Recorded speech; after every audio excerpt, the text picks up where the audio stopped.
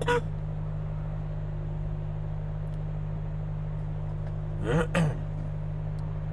dokie, what's going on here?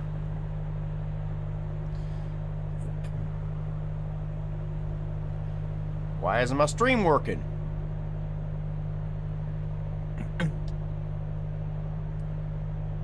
Sorry for my voice if anyone's on the chat here. Okay, here we go. And how do I get to the...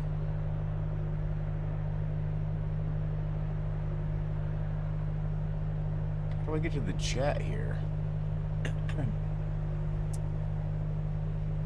How do I get to the chat?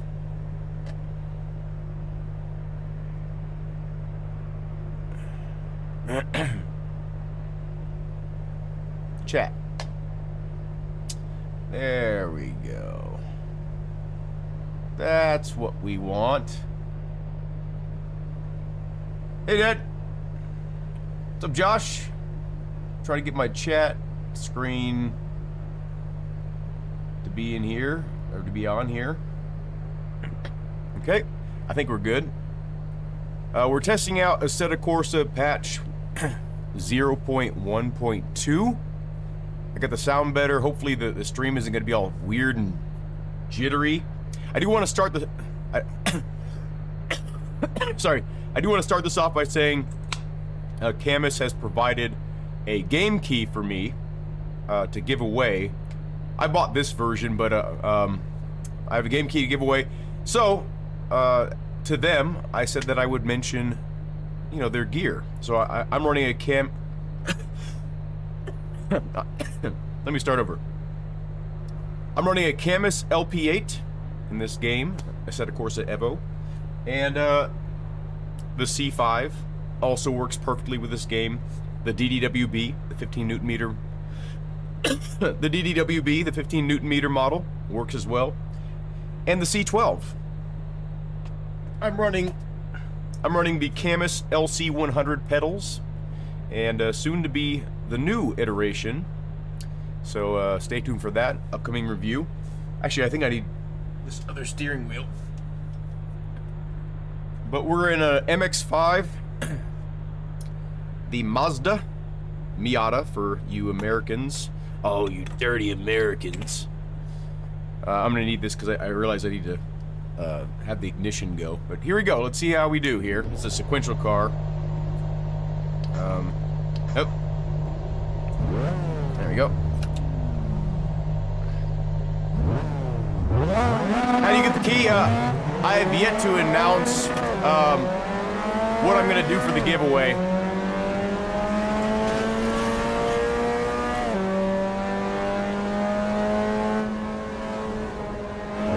This game does feel really good. Oh.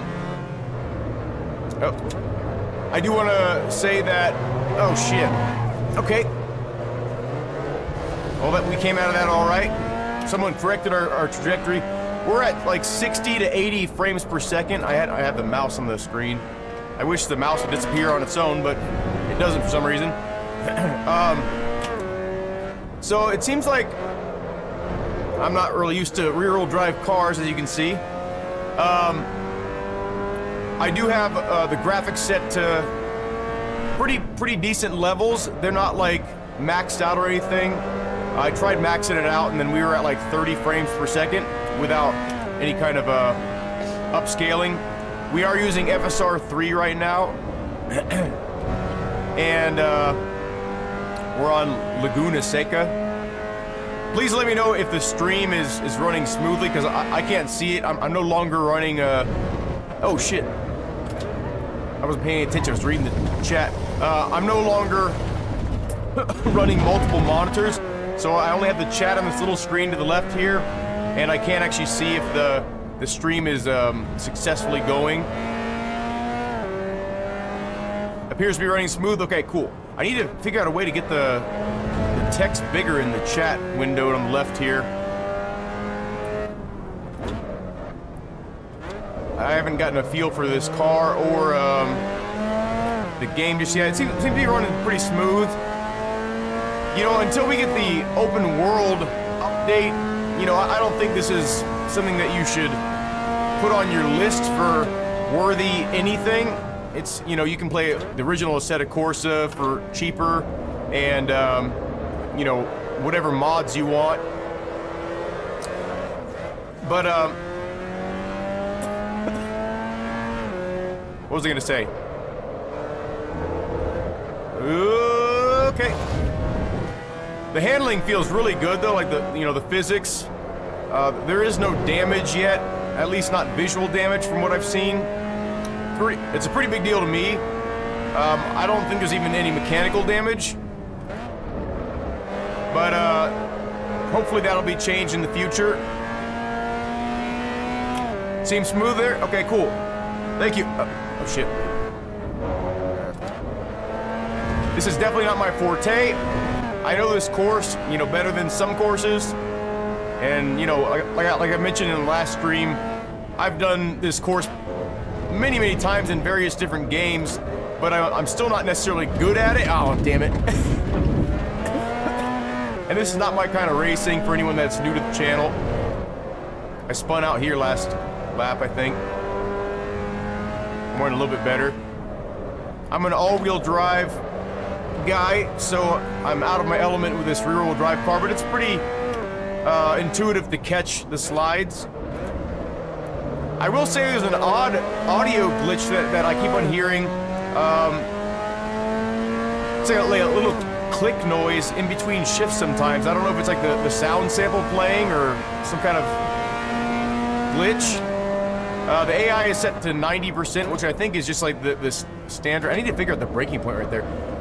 I think it's just like set for the standard difficulty, and they're still smashing me. Didn't help that I think I spun out or something. Kind of catching up. You gotta finish cleaning? Well, thanks for stopping in for a little bit. I'm gonna try to do some more live streams, you know, when big things happen in the community, you know, like in the sim racing community, so.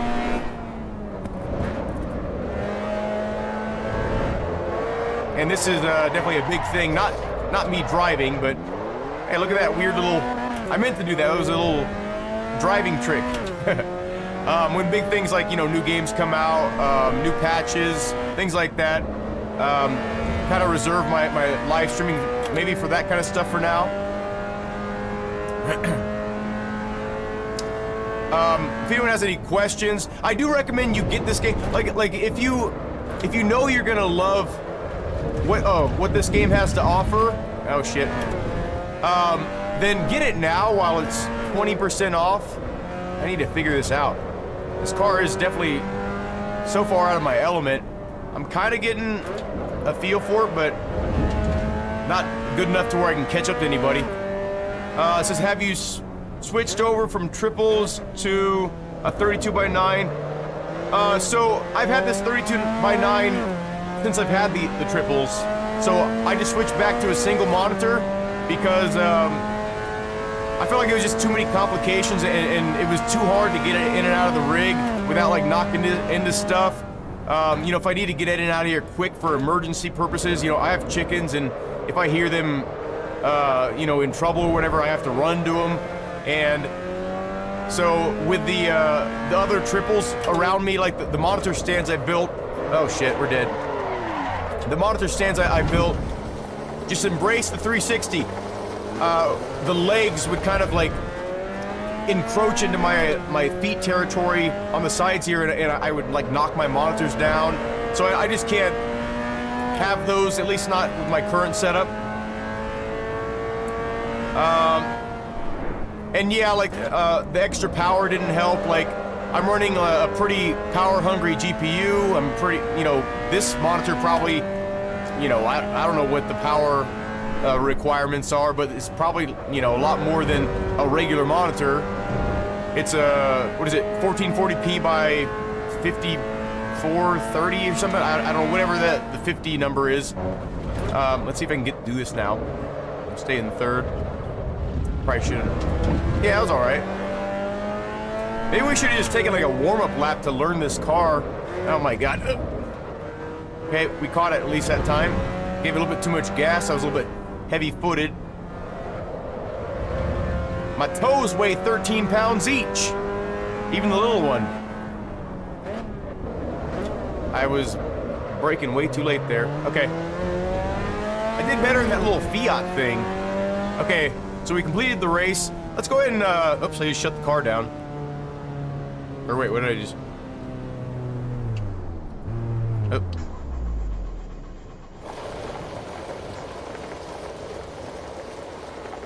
Okay, I guess... damage or stalled the car? I don't know. Okay.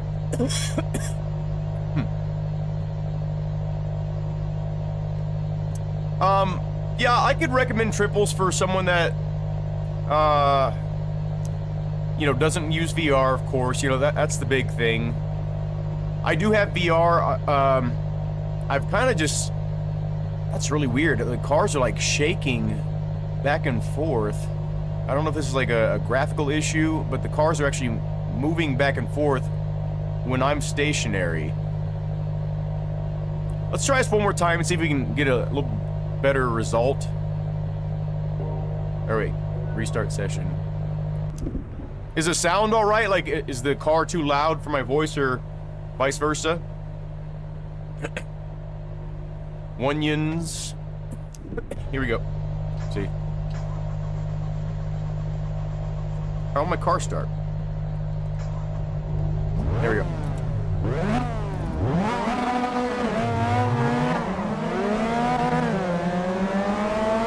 It almost do like a second gear start in this car, it seems. That's weird, the AI just crashed into the wall right there. It sounded good? Okay, cool.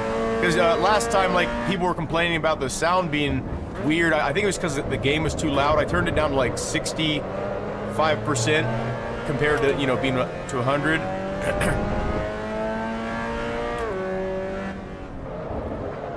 Wow, I really gunned it into the corner there. Oh, sorry, everybody. Don't hit me. Ah. Okay. Well, there goes the better. Maybe we'll still do better. We got 4 laps to catch up. But yeah, the cars feel intuitive. Like, I mean, I'm not doing good in this car, and I'm not doing good just in general right now. I'm super rusty at sim racing. Like, I just haven't been doing it because there's a lot of things been going on.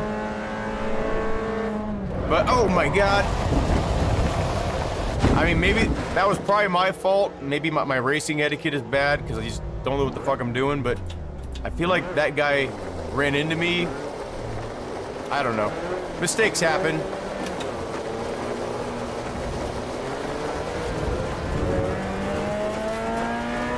It's weird that I have traction control off, but I wasn't able to spin my tires when I was in the dirt. I don't know if that's like a game feature or okay, I'm gonna be easy on the throttle. There we go. Roll onto it.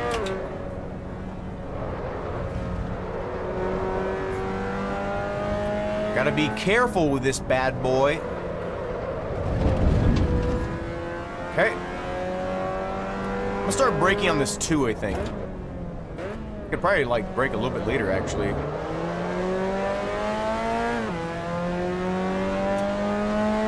Okay. I think I was doing better with that little tiny car, but it was an H pattern, and I felt like it's kind of nicer to be able to see what I'm doing. I'm gonna brake a little bit later. Here. Okay. Well, without all the other cars around, I feel less peer pressured, and I can just kind of focus on learning the car, I guess, which is what I did last time. But I did the same thing. I gave it a little bit too much gusto. Let's see if I can spin the tires here. Okay, you can. I guess it in second gear just didn't have enough torque. Yeah, there's a click in between each shift. I don't know if you all can hear that. Does anyone have any headphones on? I need me an all-wheel drive car. I need something that's intuitive for me to drive. I'm gonna try to just roll through this. Oh my god. Okay. We're gonna restart this. I gotta get the hang of this damn car. I mean, this is good.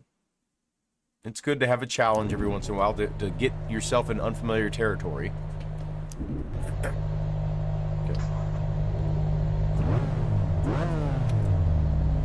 I can't wait till they get an update to where... Let me try a second gear start. Can't wait to get an update for SimHub to... Oh. Okay, should have stayed in first, maybe. You hear what you mean? Doesn't happen in the H-pattern version of the car. Oh, you can hear it, okay. You hear... Okay, so it's not just me. Ah, this guy's pushing me. You guys saw that time. That wasn't my fault that time.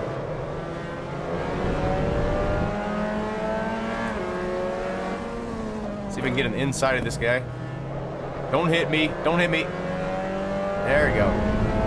Look at that clean driving. Almost did it again. I'm gonna call it the butter corner. There's one in every track, right? Okay, we're not doing bad yet, but we still have plenty of laps to do bad. Try to be easier with my inputs. Yeah, click it every shift. It's really weird.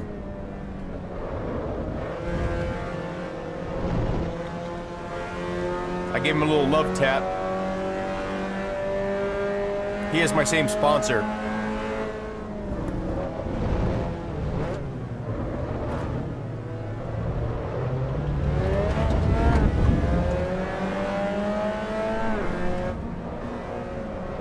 I think I'm lifting off the throttle too aggressively, and it's like making the car unstable. I feel like every time I spin out, I'm lifting.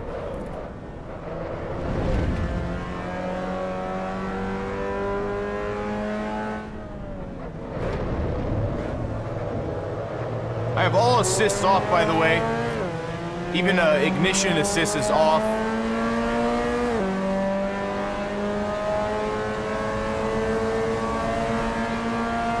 I like driving the car when it's a beast and mastering it like that, even though some assists are actually realistic to have on. I understand that, but I like to really feel the design of a car, if that makes sense. Thank you, Dad.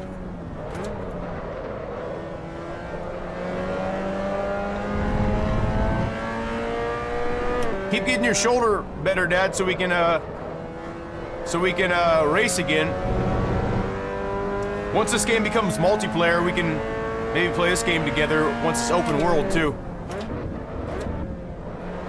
Kind of braked a little bit too early and too aggressively there. We're doing a little better this time, though.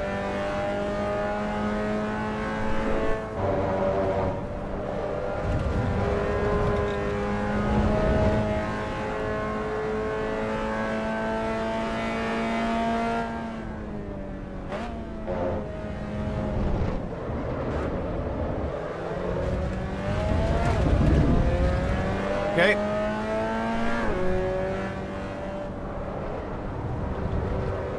Uh-oh, we're going a little wide. Okay, we got it.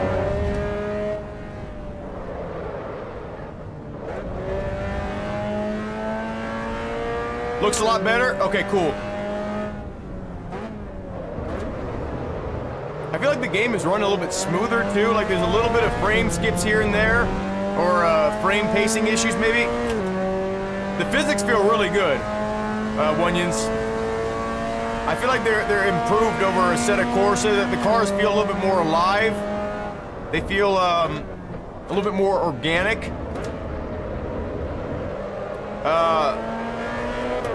It feels like a real car. Like it feels really intuitive. Like you can. You know, I don't have my force feedback settings like crazy right now, but everything feels kind of like it should. I haven't like extensively tuned my force feedback, but it just feels really good. Probably among my favorite feeling games, physics-wise, from what I've tried. I've only driven I think two or three different cars, But all of them have felt right. They haven't felt like half-baked. I mean, they better. There's only like 20 cars so far available. These better be like the best feeling cars in the world. But, oh, did that one wrong. Oh, almost lost that one.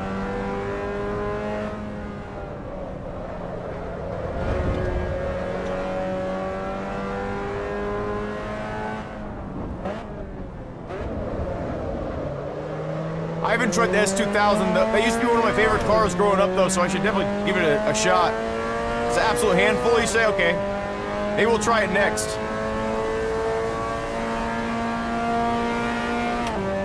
I'm trying to figure out this braking point here. That felt a little better. Oh, that was weird. Oh my god, did you see that? I don't know if you saw, but I felt like I hit the shift, but the game didn't register the shift. Did anyone else see that, or did I just think I shifted and I didn't?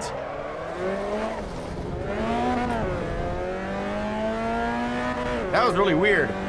It's like the game didn't track what I did for a second. Did anyone else see that or no? I felt like I shifted. I've never had this thing miss a shift before in any game.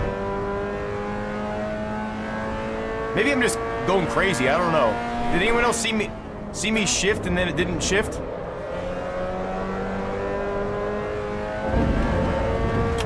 Oh, I reached for it? So maybe I didn't actually pull it, I don't know.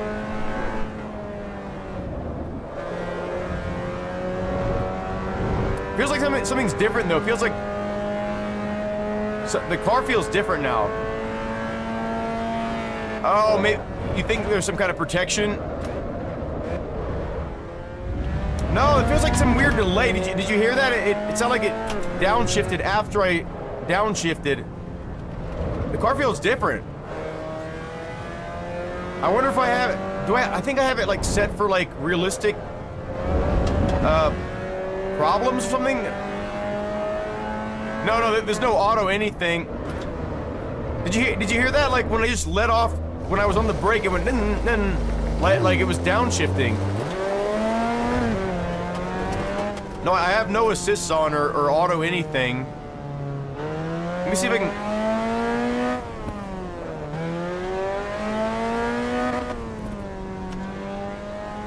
See right?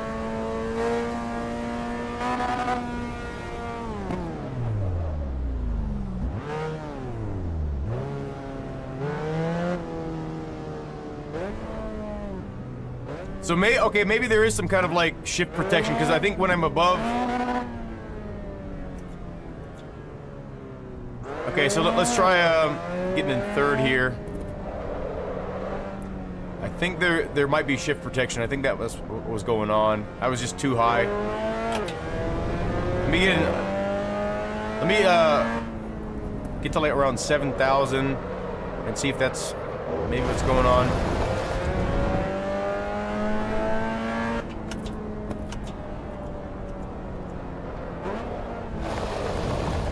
No, I mean that shouldn't be.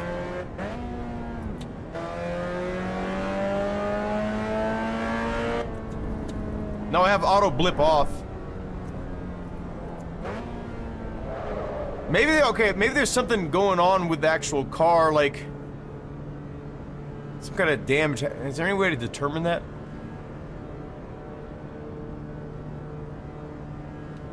Or maybe it's because of the penalty? Try while holding the throttle since you have auto blip. Look, my feet are completely off.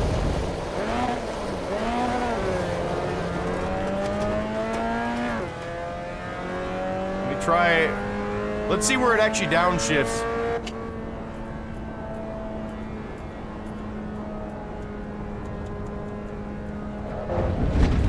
Nope. It just doesn't. Okay, let me try to restart this because maybe there's something wrong with the actual car. Did I hit anything? I mean, that time I just did, but did I hit anything before?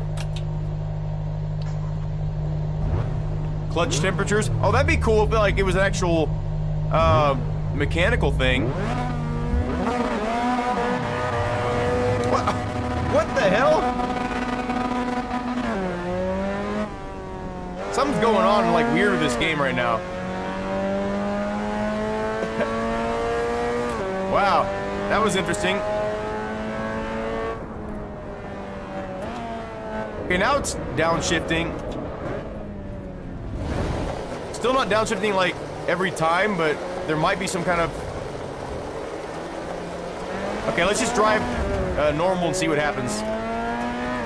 See if it interferes with me.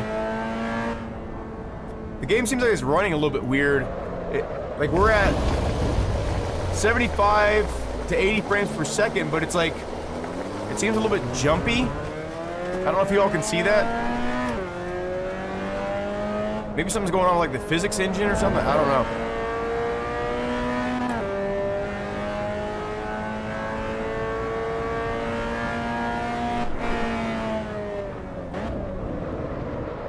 Okay, now, okay. Let me see what's going on here. The car just feels weird. Is it actually, let's see. Oh wait, this is a...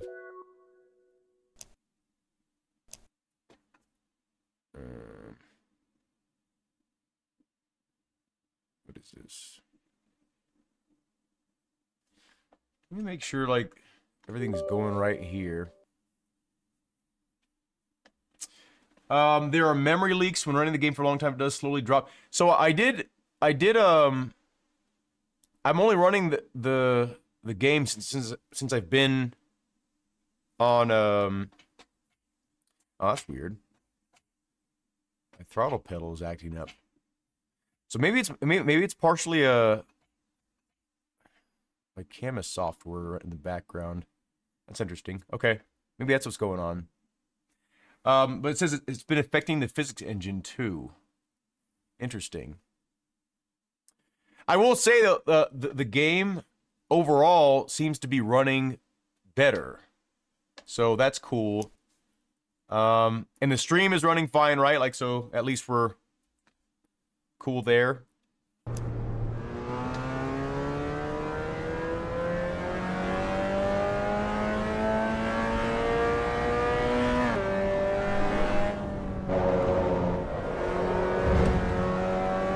Okay. I mean, I could see, like, memory leaks being an issue. With the graphics, and I guess the physics engine would be connected to the game's performance, right? Because if it's running slowly, the physics will be affected too. Can you all see like how the game looks like a little bit like it's not running smooth? Like every once in a while, like there'll be like a little frame hitch or something like that.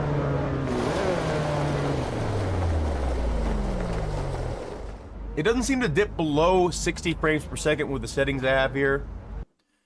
Let me see what I actually do have it set with, or set for. So I have upscaling, I have FSR 3, and I have the FSR preset set to native anti-aliasing. I have multi-sample to 2 times. I had it up to 8 times, but that was like, it was just too much, and it didn't really seem like it visually made the game look that much better for me. A stream is good? Okay, cool.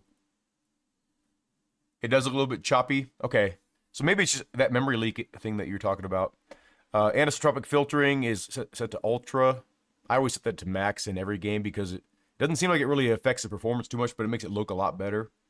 I guess some games would be different, but texture pool size I have set to ultra. Level of detail to ultra. Static level of detail doesn't apply unless you do this experimental thing. I have the vehicle level of detail set to high. I have lighting set to the lowest settings you can, because I don't really feel like this game looks that great to begin with unless you just max everything out, and I can't do that. So I just set it to the lowest. Reflections I have to the lowest as well. because I don't really care about reflections too much. That's just my own personal preference. Again, if my GPU could handle it, I would max out everything, of course, but it's just not worth it for the performance hit. Shadows I have set to medium. Screen space shadows I have set to off. Grass density is ultra. Vegetation is always super important to me, and I think it's really important to kind of ground yourself in whatever game you're in, like to really make you feel like you're kind of there. You know, the vegetation needs to look realistic. It needs to be not just popping in, 5 feet in front of you, because that just like rips you out of the experience, in my opinion. In my experience, clouds set to low because I'm not really looking at the clouds too much.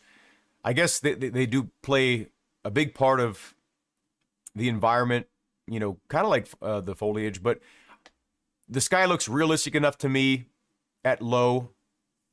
I know it's maybe 30 or 40% of the view almost at all times, but I just haven't seen it wow me on higher settings. But I have it set to natural post-processing. It doesn't seem like you can turn post-processing effects off. Like there's no off. I thought default would do it, but it still showed exposure and everything. Motion blur and stuff like that is off, and mirrors is single, and that's it. I don't know what single or multi means, unless it means like single, your main mirror is active and then the rest aren't. I'm not really sure what that means exactly, but that's my settings. They're pretty decent, I guess. Still needs a lot of work on optimization, but can expect. Yeah, I mean, it just got released, like 2 or 3 days ago, something like that. And, I'm sure they're experimenting with different settings and, like I said, optimization. So, TikTok is now banned. All that work. Hey, how's it going, Toyota? Yeah, it's okay. I'm gonna try to download maybe my most popular videos and then try to upload them over here on YT. So I'll see. You think single is left and middle? Oh, that's a good thought, because typically when you're on a single monitor, mirrors mode set for single monitor instead of multiple monitors, maybe. I don't know. That could be. But yeah, that's a good thought, man, because you can almost never see your right mirror unless your FOV is like crazy. But you got BeamNG, let's see, to not be laggy. Okay. BeamNG is a very intensive game, and I do know that it's difficult. So, there's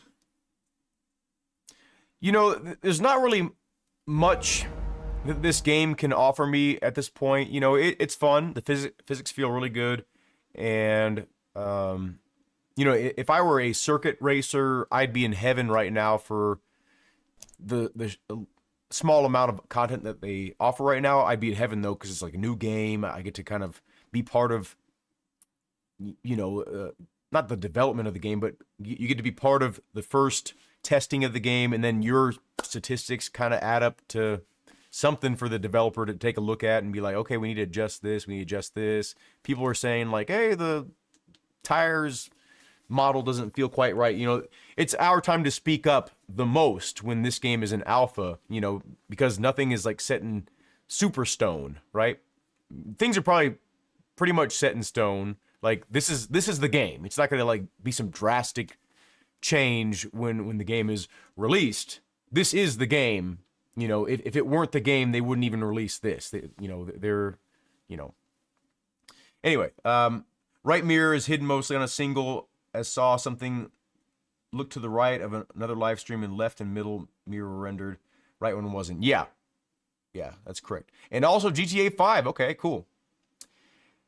Say, kind of ironic. I do rallying in Grand Theft Auto. Okay. Is Broadcast Sim Racing back?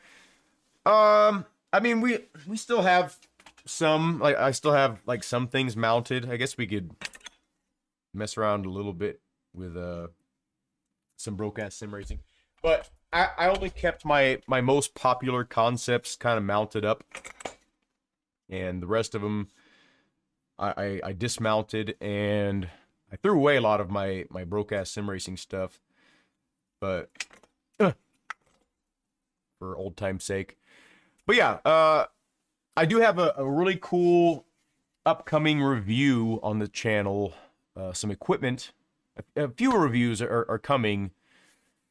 One of them is just going to be like a big review, though, and it's if you're part of the community on YouTube and you keep an eye on community chat stuff, or not community chat, community posts I do.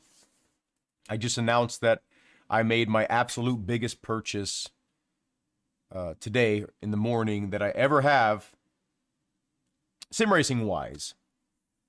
Maybe not like vehicle wise. I've spent more on vehicles in one go than I have on any one piece of my sim racing setup.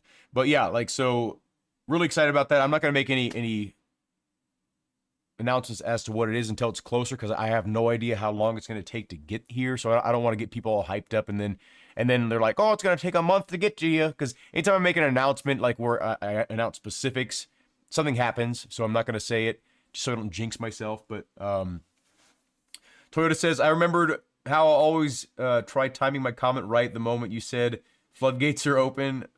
It was so fun, especially when choosing wheel and map. Yeah, I mean, it's not dead, Toyota, but I just think YouTube in general it's not really geared the same way as TikTok was. TikTok was just kind of like, it was kind of more about live streaming, I feel. It wasn't like only about live streaming, but it was more geared towards live streaming than YouTube, than Instagram. I just felt like it was more accepted in that community, and the sort of games we could play on TikTok are not the same games we can play on YouTube with any kind of success. I've tried the broke-ass sim racing live series on YouTube, and almost zero engagement, unfortunately. Typically, it's only like 1 or 2 people that participate, and yeah, I mean, it's cool for those 1 or 2 people because they have a lot more control of the live streams, so they can kind of engage more. But it didn't have that same sort of magic when there was like thousands of people chiming in and all trying to compete at the same time. It was really cool. I miss that part of it. I spent a lot of time. We can drive around. Let's try that S2000, but we can kind of just cruise around a track. We'll do practice mode so there's not a bunch of noise. It was a lot of fun. I do miss it. I do miss it. You like the Camaro? I got suggested the S2000. We'll try the Camaro here in a second. We're just gonna kind of mosey around and see if... Where the hell is it? I wish the scroll... Why is this... The scroll wheel is like super slow in this game. Like, it's crazy. Okay. I'm assuming these are H pattern. So are these all the same car? They don't look like they're all the same, just different colors. Okay, let's go ahead and try this bad boy. Let's see how she sounds. First of all, the first Ferrari is nice. I think, Ferraris used to be my favorite car growing up. Like, it was my dream car. Look, that loaded, like, super quick. So, I think they made some adjustments. Because before, like, even when the game was running, after it took me, like, 6 hours to get it to run, I don't know what the hell that was, but after we resolved it, I don't think it was that fast. So, that's good to see there's some improvements there. And I also don't like how it starts you in this view. Like, why doesn't it start in the view that I chose last? It doesn't make much sense there. Oh, wait, I gotta...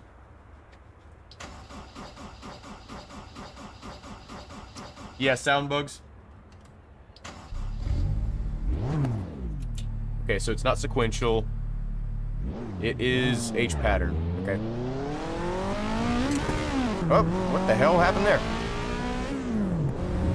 Okay, we're just gonna mosey around, though. I'll try to keep an eye on the comments. Trying to figure out this layout here, though. You happy with that monitor setup? It's a... Yeah, it's... Oh, big old frame skip. It is a 49-inch. You're correct. The only thing with the S2000 is it sounds fine when the sound is echoey, but sometimes it really goes really soft out of nowhere. Okay. So in the areas where there's like wall reflections, you're saying it sounds all right, but in the bigger open areas, it sounds really soft.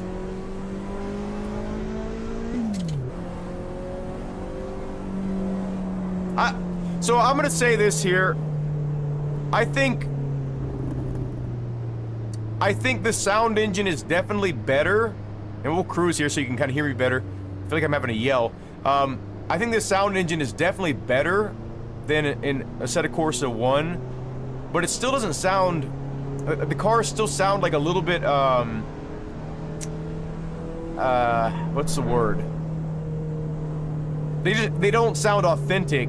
They sound, you know, certain cars I'm familiar with the sounds, and they sound close, but the cars still feel kind of,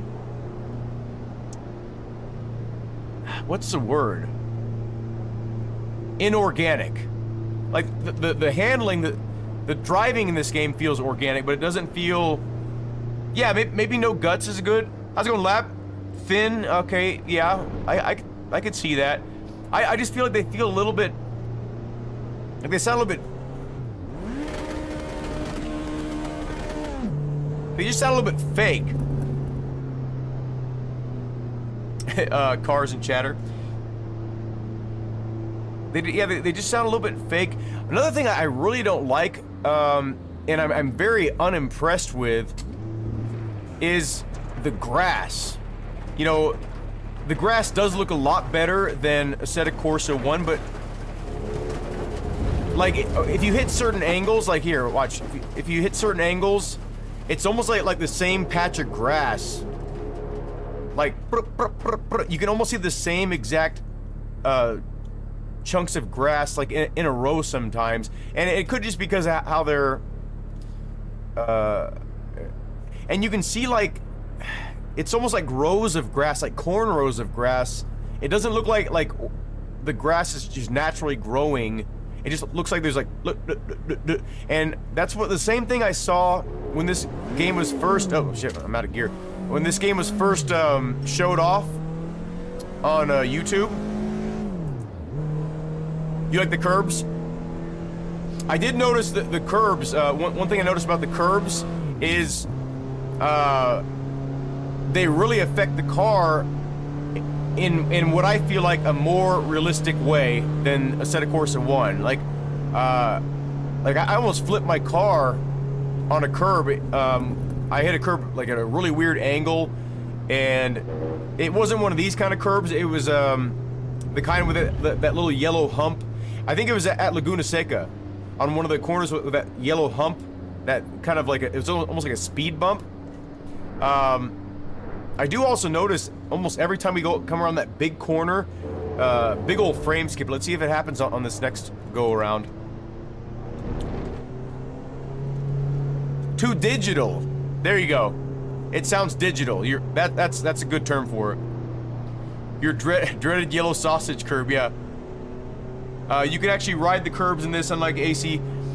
I feel like I could ride the curbs. Like there were certain cars, if they were like super stiff suspension. Oh shit. Okay, it kind of skipped a lot there too. If it was super stiff suspension, it almost felt like as soon as you touch it, it was like, whoop, like that. So maybe it's just the cars that we have available now, that and we'll still see that maybe with other cars. Try crashing. I know. Like here, we'll Oh, actually, wait. Let's find a better something we can hit with a head-on wall. Yeah, I tried crashing on the very first live stream I did in this game, and I was like, there was nothing. I just drove away from it, and it could be a setting later on, like, hey, like, maybe all the damage is off just for complexity's sake. Said you notice the temps show outer wall temps, so they've added, oh, outer tire wall. Oh yeah, they have like multiple like sections of the tire now instead of just the whole thing. That's a good observation. I wonder what the middle square thing is. Or are the blue things, are those your brakes? Like, so my brakes are cool, let me... Yep. I wonder if the blue things are brakes. And I think the... What's road in the middle? I wonder if... Middle square is tire wear and blue is the brakes. Okay, yeah. Ah, damn, I didn't notice if the frame skip there on that big turn. Okay, so here's what you're talking about. Like, when the echo against the wall, the car sounds pretty mean and good. No, I will say that's somewhat realistic because, like, you know, when you're in the... Oh, wait. Okay, yeah, big old frame skip again in that same spot on that big right-hand corner. So that they need to optimize that, I'm guessing. Yeah, I will say, like, when you're in a big open area, your car has no sound to bounce off of, you know, things to reflect back. So it's kind of realistic like that, but maybe it's exaggerated a little bit. Is there an interior and an exterior sound? Now, I'd venture to say that sounds more like a real car, the exterior sound. Definitely realistic, but I feel for an open... Oh, it's an open top! You're right, I thought this was a hard top. I see what you're saying. Yeah, it should definitely be, like, more pronounced. Yeah, you're right. Oh, shit, I forgot the...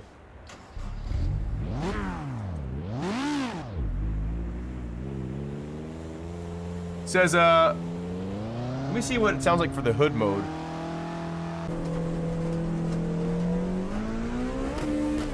Okay, hood mode sounds the same.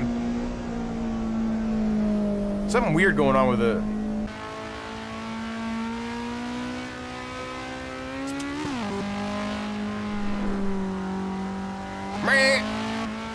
Okay. The sound doesn't change when you go between these two camera angles.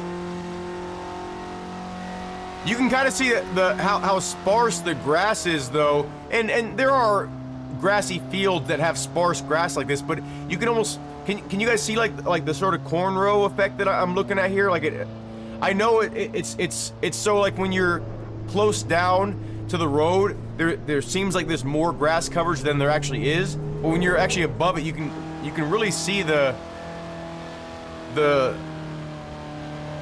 stripes of grass, like the strips of grass.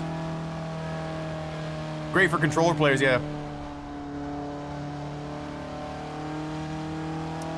Let's go, let's see what some other cars sound like. Let's see what the Ferrari sounds like. Or the Camaro was the thing that was requested. Let's do the Camaro next. Now, I've heard Camaros in real life. I can't think of what they would sound like off the top of my head, but let's see if they sound realistic when I hear it. If I remember it, I don't know.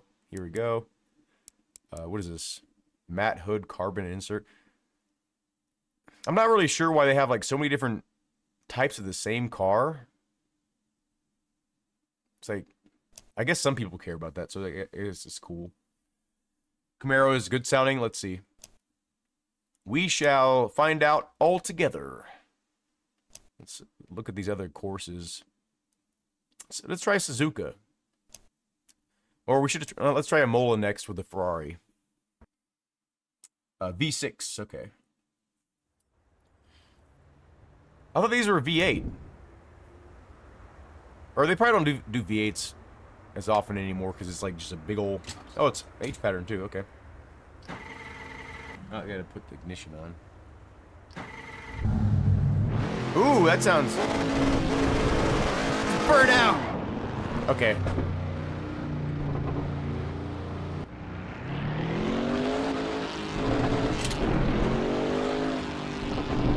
Sounds pretty mean. It kind of sounds right off throttle too. I recognize that sound, like when people get like mean exhaust put on Camaros, like that off throttle.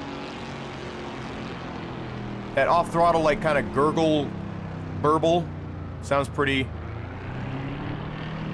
realistic. The sound does change a little bit in this mode, maybe.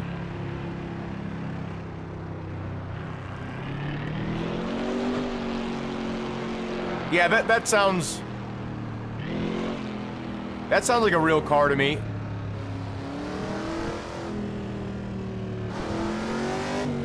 See, I don't like that. Like, you can almost hear the cutoff.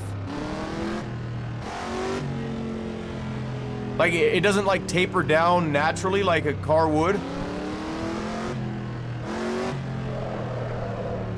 Car sounds really good though. Like, definitely like miles better than a lot of the cars in Assetto Corsa 1.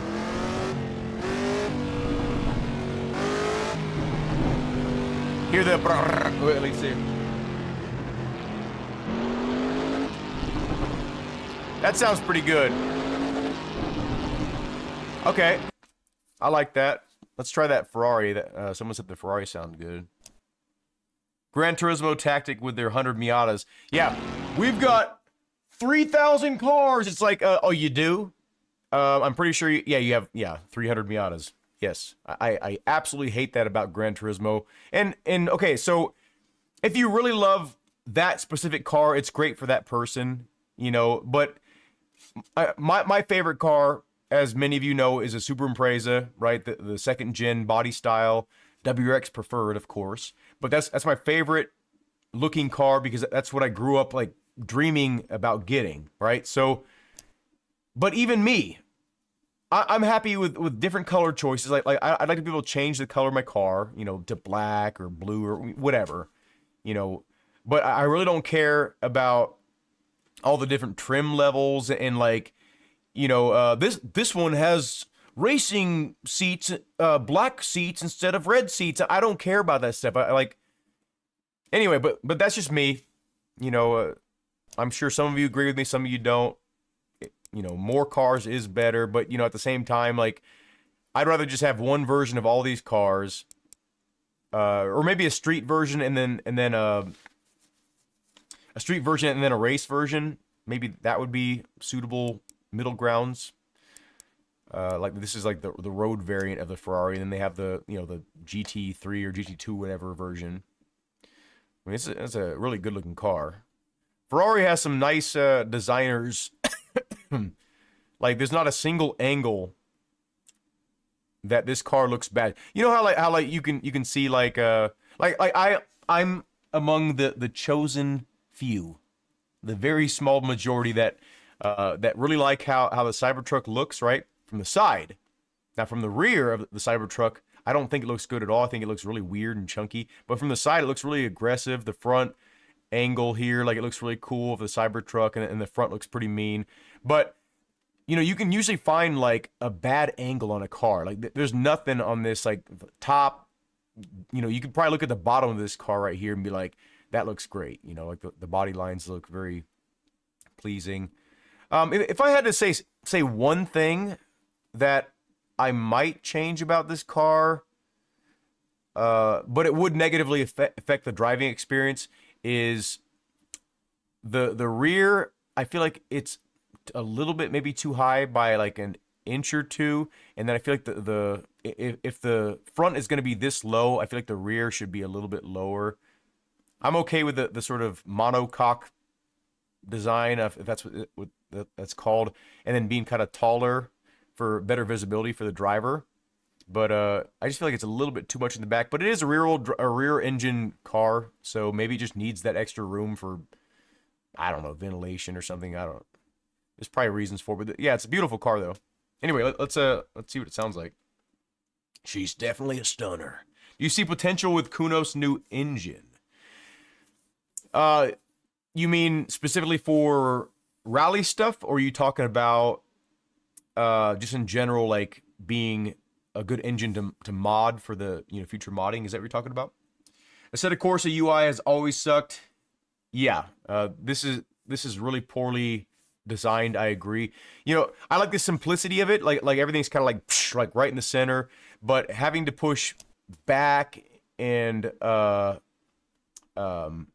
apply for everything you do, it's so annoying. Like so you're in this mode, and then you have to set the stuff up and then hit apply. It's like, why don't I just set it up and then hit back, and then it should just be whatever I left it on, right? Like, why do I have to hit quick race, do all this stuff, and then hit back, and then it'll be like, did you mean to do that?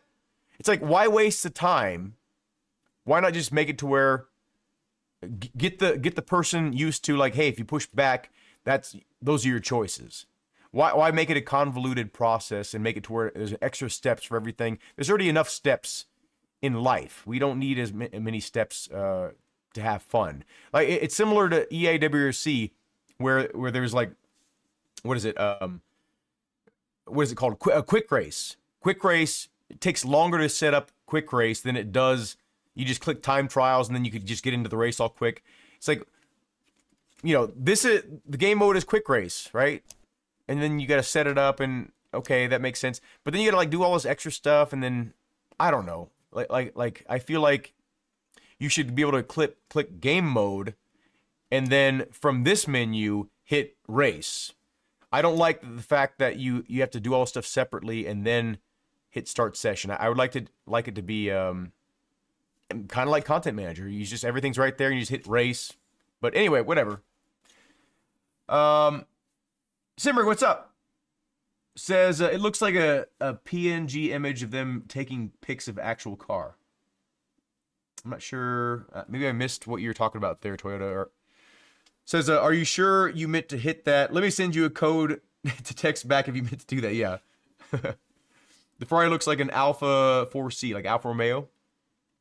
Menu is a placeholder. Okay, so they did say that this is a placeholder. Okay, cool. That's awesome. Let's check out Imola. I think I'm familiar with this. Let's see how this Ferrari sounds. I didn't mean to set it up for quick race, but I guess I did because I hit apply and accept. So, look at how stretched out this car looks over here. The FOV is weird. Okay. Oops.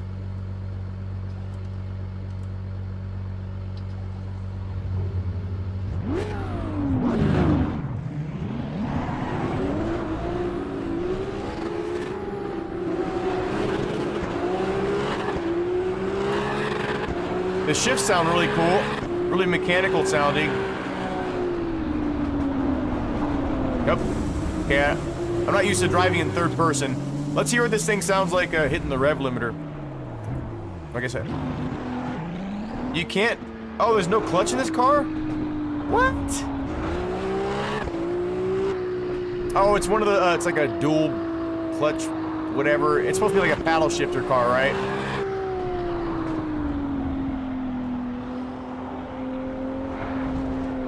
Okay. Maybe let me try getting in first person. I feel like I can't control that car when it's in third person. I feel like I'm disconnected. Sebastian says, buying this now, it's really just to get the discount. Oh yeah, 100%. Like, that's what I said. Like, if you're even remotely interested in this game, or you love Assetto Corsa just in general, buy it now. Like, what, oh wow. That rumble strip felt amazing. I know it's like, wow, that feels really good. Says, because, yeah, it's definitely going to be one of the best sim racing games ever made. It's already kind of showing its colors here. Like, it's already a really nice feeling game, and it looks all right too. You got it for 24 bucks? What? I didn't even know they were selling it over there. I should have bought it over there, damn it. Okay. I thought it was like a Steam exclusive for a while. I don't know. It says, 30-some bucks. You think it's gonna be 70 bucks later? You find the car physics are good, feel the weight shift, but the force feedback effects are lacking? I don't agree with that. Like, I did turn... Where are my settings here? I turned...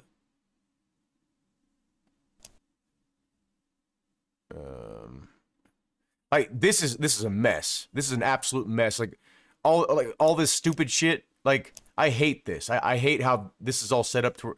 I mean, I'm sure I'll get used to it, but... Okay, here we go. So I have force feedback set to 35%, dynamic damping 34, minimum damper 48. I think those are how it normally set up. Damper gain 30%. True force gain is 100%. I don't know what that is. Speed sensitivity I have at 44%. Steering filter, I have to set to 0. Because anytime I see the word filter, I didn't even test an A/B of that. I probably should have. But anytime I see the word filter, means it's kind of like some artificial effect to me. And then I have steering assist weight to 0 and vibrations to 50. It feels really good to me. But I'm the type of person that I would rather feel more like a real car than to be more communicative, if that makes sense. Like, I understand the value of having tons of force feedback sensations, but from my experience driving, you know, various cars in my lifetime, if you got like power steering and like a normal car, like you don't really feel everything. But I mean, some of these cars that are set up for racing, you probably have a lot more sensation, right? But I even have cars that have I've driven multiple cars with no power steering at all. It's just like directly to the wheels, you know, direct connection, and I don't feel a lot of the effects that I feel in this game or other games in real life. So I don't know. I haven't been in these crazy expensive cars, so maybe they have ways to make it feel better. But I try to avoid all the effects and just try to like figure out what the car is doing with my eyes and you know, through the force feedback too. But it says it feels like Project Cars 2 to you? Really? Okay. Oh, force feedback wise. Oh shit, I'm missing some chat here. Says you were amazed.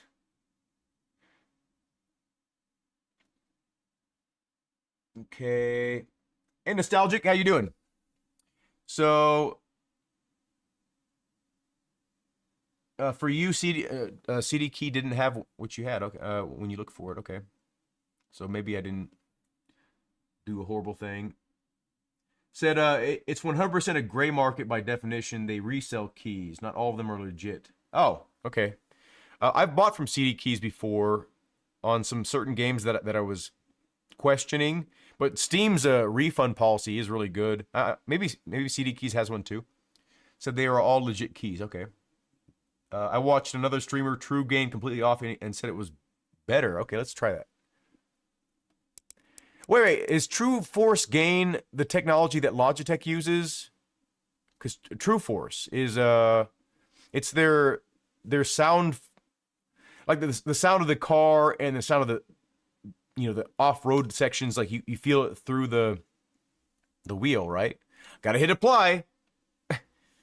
Even though I wanted to do that, I meant to do that. Like, you wouldn't just do something and then just be like, whoops, I didn't mean to do that. Like, I mean, maybe you would if you just accidentally, I don't know. I just feel like maybe I'm just being a little bit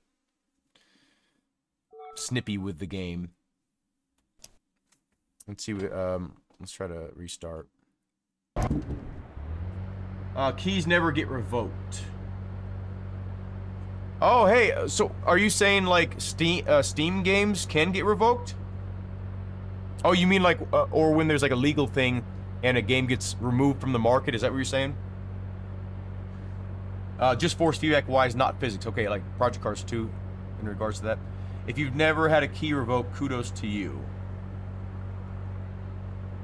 I'm not sure. Oh, you're talking about CD keys. I've never heard that, but it is for the Logitech Pro Wheel. So why would that even be on by default if I didn't choose a Logitech wheel? Yeah, like, it knows I have a Camus wheel. It literally says it in the... Up, shit, I turned the ignition off. Damn it. Oh.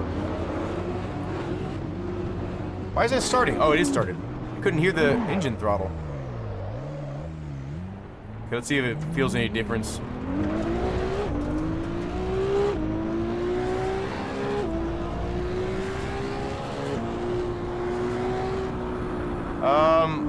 I don't know if I feel any... I cooked that corner. I don't know if I feel any difference. Of course, I'm also using a skateboard for a wheel, so maybe... I mean, I feel like I would feel it more because it's like a hard piece of wood. Yeah, I don't know if I feel any difference. I'd have to do like super back to back, but you need a carbon fiber one. That probably would transfer the force feedback better. The wood is dampening things. Because most Logitech users, you know what? My buddy is just now getting into sim racing. I've been helping him. I've been I guess we could just cruise while I'm talking here. I've been helping him. I've been giving him suggestions. I've been guiding him, and of course, like with anyone that asks you for suggestions, a lot of times they just like completely ignore what you said after they asked you, and then they just got what they wanted originally, and it's always the wrong thing. Like, I was like, hey, make sure and don't go below a certain performance level on PC. I gave him specifics, but I'm just giving you a general thing along the lines of what I was saying. Like, hey, make sure and don't go below a GTX 1080 or whatever, you know, for modern games, because yeah, I said something along those lines, and then he oh shit, and then my buddy gets an AMD card from like 10 generations ago that's equivalent to a card that I've never even heard of, and it's way below the minimum requirements for almost every game he's wanting to play. So he ended up having to return that to the eBay buyer, whoever he bought it from, and then he gets another system with a 1660. No, actually, no, a 4060. And I was like, okay, that's better. You'll be pretty happy with that for a while. But then he gets a sim racing rig that was like way too much money. I told him, I'm like, hey, buy my $150 rig. It's way better than what you'll find on the market for anything near that price. It'll be like nice and rigid. It'll be super modular. You won't be forced to use pre-existing slots and angles. You know, you'll have 100% control of your setup and what you can mount to it. And then he ends up getting like something that costs like twice as much, and then it's like super limited and kind of janky in a steel rig. Nothing wrong with steel rigs when they're well designed, but for the money though, is what I'm saying. Like, if you're gonna spend $150, spend it on aluminum extrusion, and then you can add to it later without any kind of issue. So I don't know, it's just kind of funny. Like when people get like dead set on something, they'll ask for your advice, and then they won't take your advice, even though they specifically asked you, hey, what should I do? Anyway, you know, I consider myself someone that's relatively knowledgeable about sim racing, you know, gear, games, setup, and all that kind of stuff. You know, there's a lot of things that I don't know about because the market is so spread out. There's just so many things that I can't keep track of it, and I'm not a big enough channel to review every single product. I have to go a lot on just like what I hear from my friends and hear from, you know, fellow YouTubers. But you know, I do have a lot of first-hand experience too when it comes to a lot of different gear, you know, including some Thrustmaster stuff. But said, what FPS am I getting? I'm getting 80 FPS currently, but it fluctuates between 60 and 80 with my settings. And in case you missed it earlier, I'll go over I'll show you my graphics settings really quick. Simrig, yeah, he uses the $150 rig. It's in my findings, it's the best value for the amount of rigidity you get. It's not like the most rigid thing in the world, right?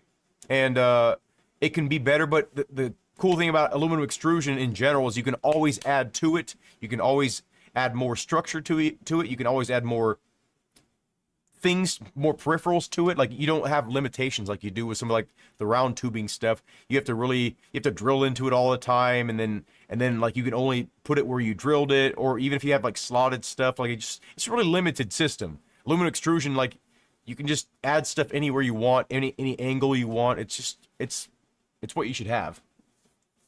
One you says, to be fair, man, I got a Camus C12 based on your recommendations. No issues at all. Best purchase I've made. Yeah, the C12 is amazing. The only reason I don't use the C12, you know, Well, one of the reasons is this.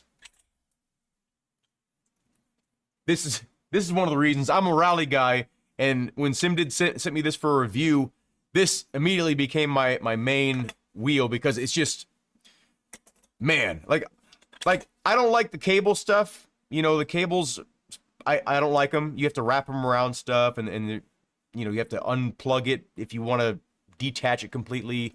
You know, there's some pain in the ass things about cabled stuff, but it works with every wheelbase. You know, you can't really argue with that, like, you know, the flexibility you get. But this is based off of the GR Yaris from, I think, the 2023 GR Yaris, I think. But I mean, and it has 2 funky switches, 7-way hat switches. You know, like you do menu navigation. You got a bunch of buttons. You can set this up for in SimLab. You know, to have this be your rev limiter or your rev gauge or whatever.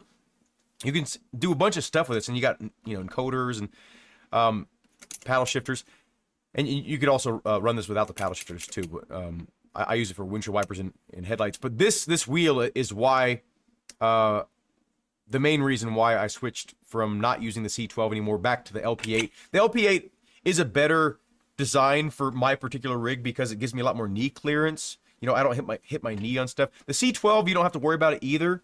But in general, I'm saying the LP8 is damn this cable. The LP8 is just my favorite wheelbase ever. It looks cool to me. It's really small. It has just enough power for the type of racing I do. It has a 70mm mounting pattern. The only problem with this is you can't find it for retail price because Camus never sold this directly. They only sold it through distributors. And, you know, unfortunately, the distributors pumped up the price way more than retail because they realized people liked them a lot. So they started like selling them for way higher price because people were willing to pay more for them. So I really wish Camus would not have done that, but I think they had some kind of weird contract with distributors. I don't know what they did, but they don't make them anymore. So the ones that you see for sale now are super, they're like I think $400 or $500, and for that price there are better options out there. Unfortunately, you know, it's a great wheelbase, and I'm glad I have mine. But I'm just really sad that it never took off because it's my favorite wheelbase, and I don't know. Says that's the only thing about having to unbolt every time you want to change the wheel. Yeah. So now I did make it to where I set up a quick release on the C12, but it made it to where I couldn't reach the controls. And then when I got this when I got this, there was just no reason for me to run the C12 anymore because all the buttons were right here, and it's my favorite wheel, and the setup feels great. Like for rally, like you can reach like the main stuff like with your thumbs, and then if you have to take your hand off, you can adjust stuff while you're racing, and it just made more sense to me. The C12 was also overpowered for me. I only used maybe like 50%, 30, 40% of the power. You know, it was kind of overkill for the type of racing I did.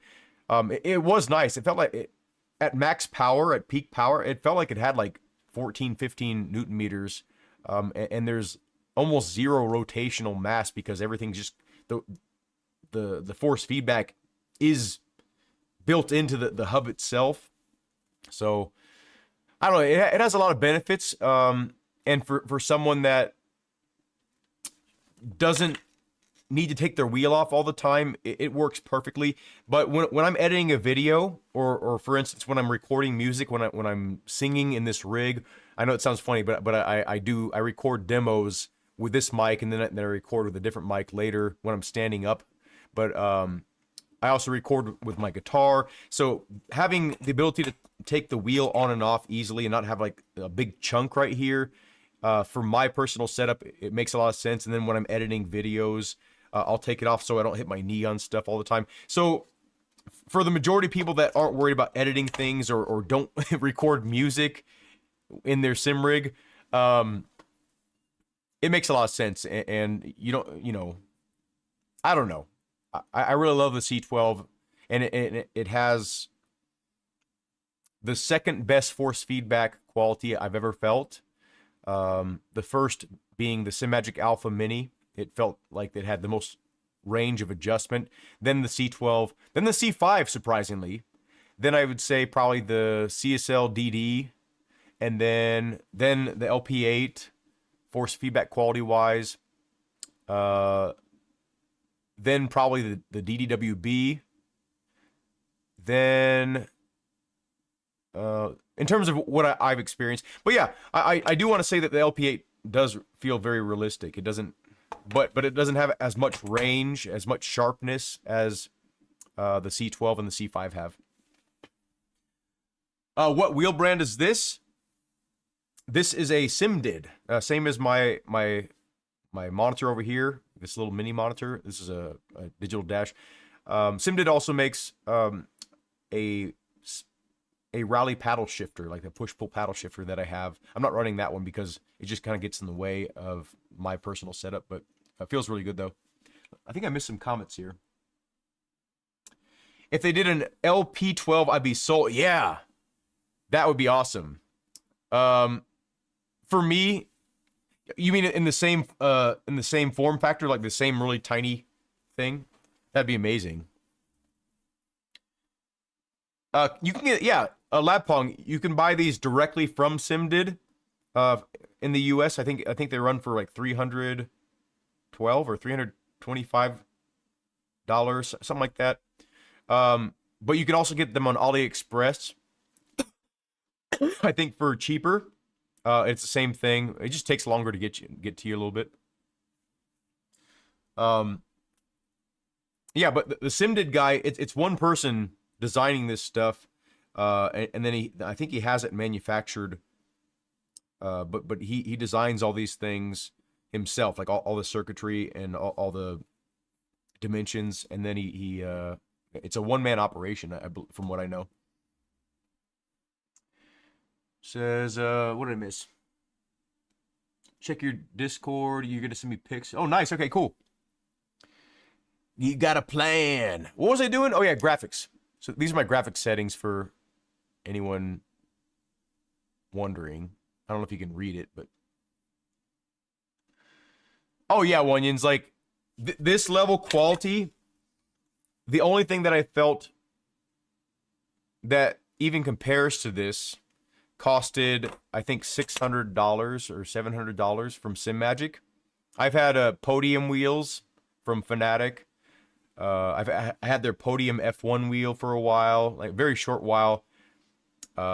This feels a lot better and a lot higher quality in every way, a lot more solid. Even the paddle shifters feel better. I've had the SimMagic, what is it, the GT4? I think it's called the GT4 wheel or something like that. That felt amazing, but this feels better. And that one was, I think, $600 compared to this one being $300. This feels better than anything Camus has made. It feels better than, obviously the Club Sport series that Fnatic makes. I had a Club Sport BMW rim. This feels way better, way better. Why don't game studios buy the BeamNG engine and make standalone rally stuff? That's I don't know if they have it for offer, but that's an interesting concept. That'd be really cool. Oh, shit. Oh, I forgot I have my paddle shifters at work, too. Oh, wait. Yep. I forgot how I turned the windshield wipers on. What button did I push? Oh, I just turned the car off.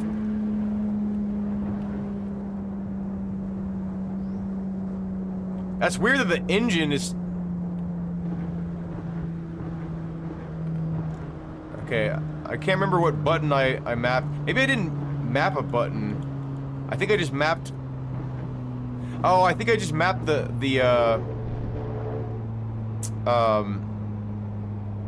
what do they call it? The rotary thing right here for,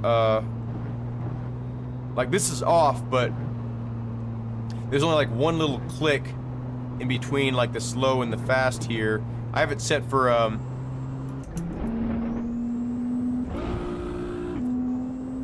why isn't the car going? I don't know what the hell is going on. Technical difficulties, yeah.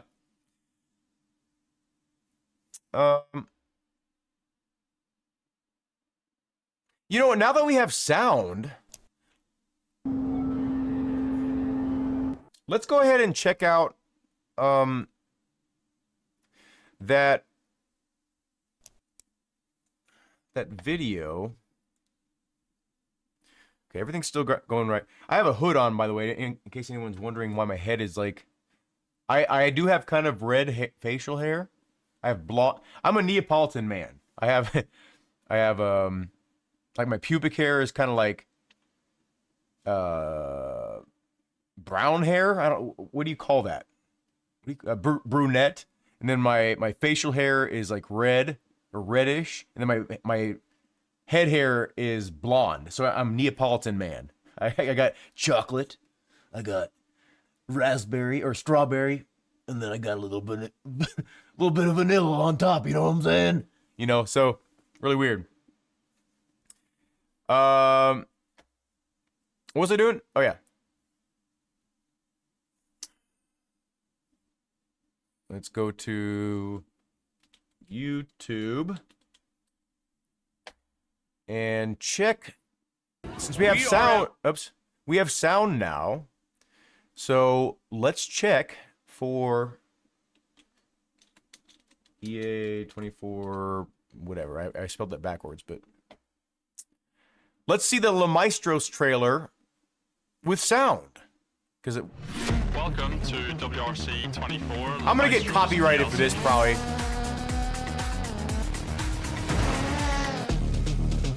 Get behind the wheel of 6 new classic cars.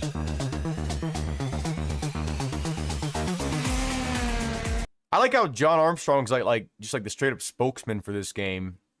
He's got a great voice. He should record the co-driver pace notes. He's got a great voice for like to be a co-driver. Like he's got a real clear voice. I'm actually wearing one of his socks right now, like one of John Armstrong's socks. It's extra crusty on the right foot. We missed some of the music here. Welcome to WRC 24 La Maestros DLC.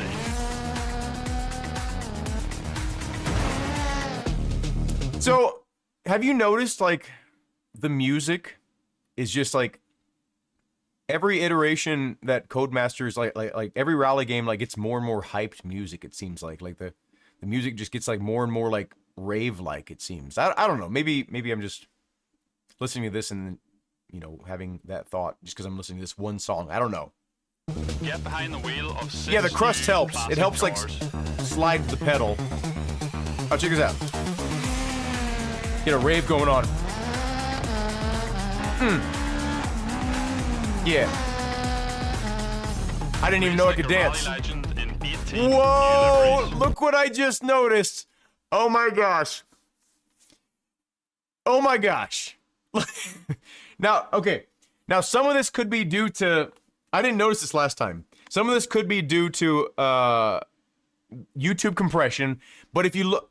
You can't really see this as clearly as I can, but if you watch this... I'm just going to explain it as detailed as I can. If you look at the asphalt on all 4 of these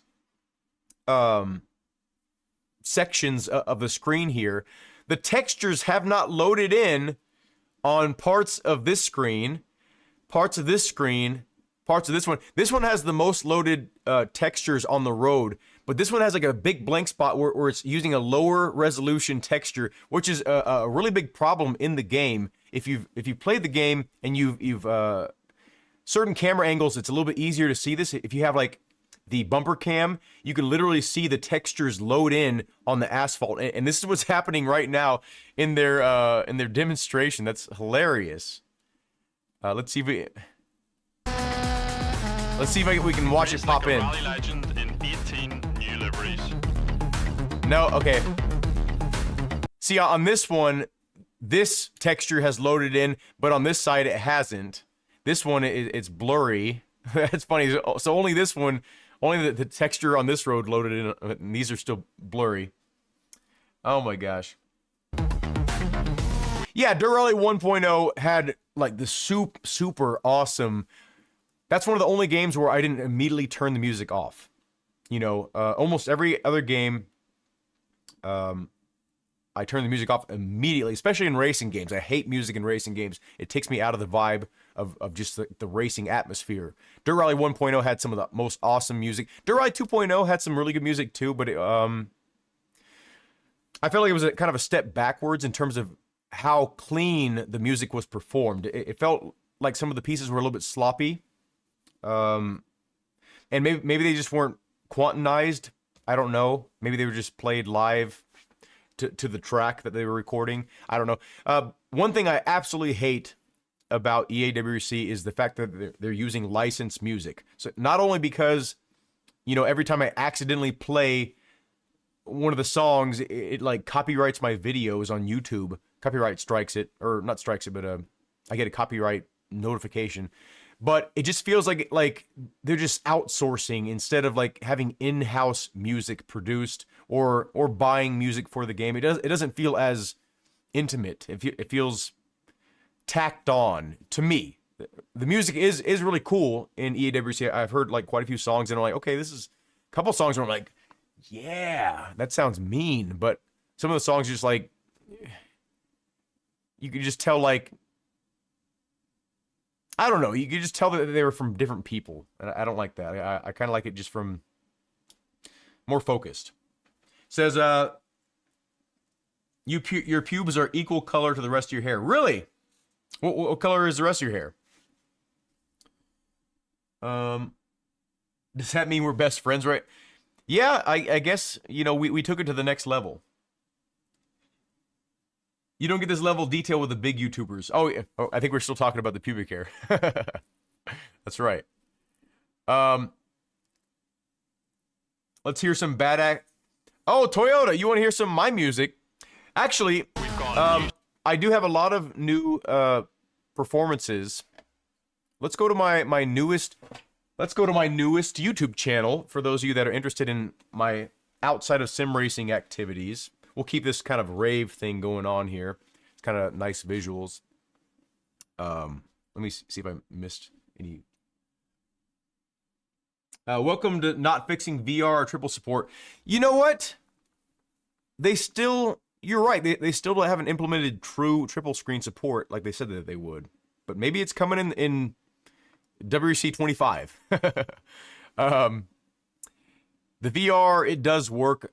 I've tested it. I wasn't happy with it. The VR was just really poorly implemented, and it just felt like they just used the Unreal Engine workaround like everyone else did, like to make VR games work with Unreal Engine. But yeah, so if you want to see my newest YouTube channel that I started, type in Overnight Luthier.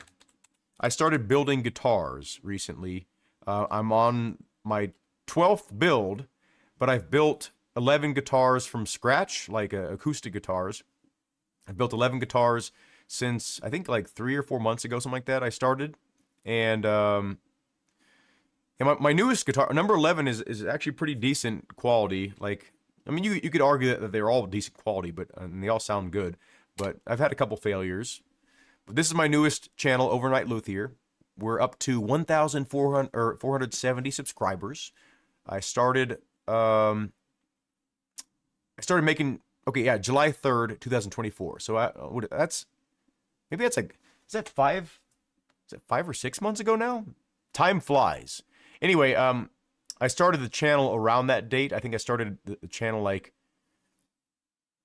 a couple weeks or a month after that, something like that. So I've started this channel, I think 4 or 5 months ago. I don't know. Wait, I could just go to my oldest video. Let's see.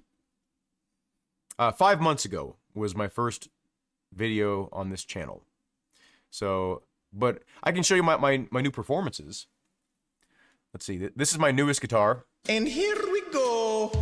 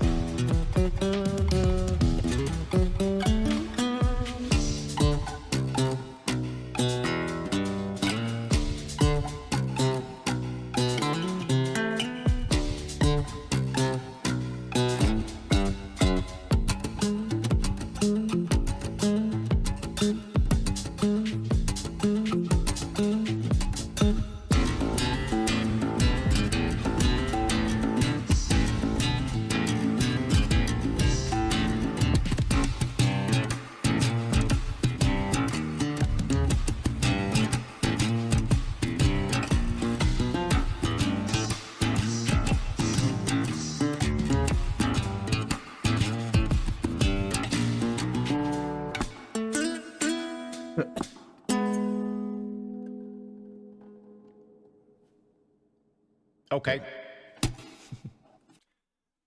That's my newest little performance I did. This guitar I built. I built it after I modeled it after an RG. This is a guitar I built for my wife. I call it the Gutanjo. Here we go.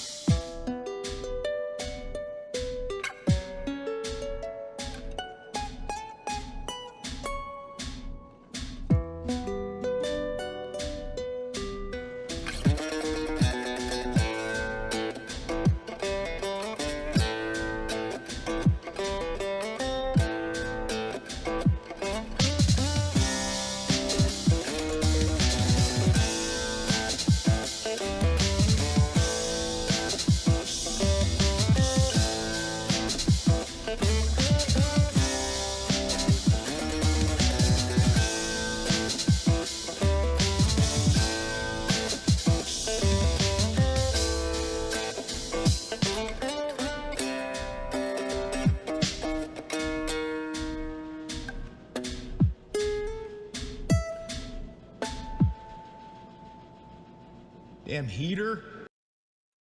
Yeah, I built this guitar for my wife. She told me, she's like, hey, I want you to build me a guitar. So I built it. This guitar has a completely open back. It's skeletonized. I wanted to see what it sounded like. And it ended up sounding kind of like a, what is it, a banjo. But this is my newest. Folks, I bought this non-functional Ibanez Geo Micro, and you can see that it's already kind of taken apart. I took all the hardware off. I'm going to be using this body as a template because I couldn't figure out how to scale down a regular size RG, which I own as well. We are going to be also using a similar scale length to the neck here, but we're going to be doing a 2-inch nut. We have a pretty damaged spot right here, so I figured this would be a good piece to use on a smaller build like this. We're going to be using a mahogany neck. This is not the best piece of mahogany, but I'm confident we'll be able to get past this this bad side. We're going to be using spruce for the braces, and probably just half of this. I'm going to be using a eucalyptus fretboard. I've already pre-planed this one because this one looked pretty bad, but I planed it down to where it was the good wood. So, and I really like the grain pattern on this one. Very nice and defined grain. I'm thinking we're going to use a sort of a slightly different color cedar for the body. I like this wood. I like the wood grain. Here we go. So I'm building this particular one from this electric guitar body template because I just like the RG shape, and I feel like there's not enough acoustic guitars that like look cool. Like they always just look like a fucking round turd, you know. So I don't know. I've been like making electric guitar sized guitars and gutileles. I just feel like there's not enough thin-bodied acoustic guitars. They don't, you know, I don't know. So that's what I've been doing. But yeah, I spend a lot of hours doing sim racing. I spend a lot of hours doing guitar building, making music, video games, stuff like that.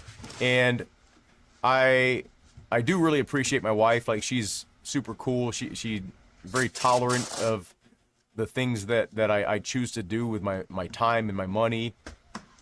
And yeah, she's just like, she is a keeper, you know, and she's been my mental support. She's been my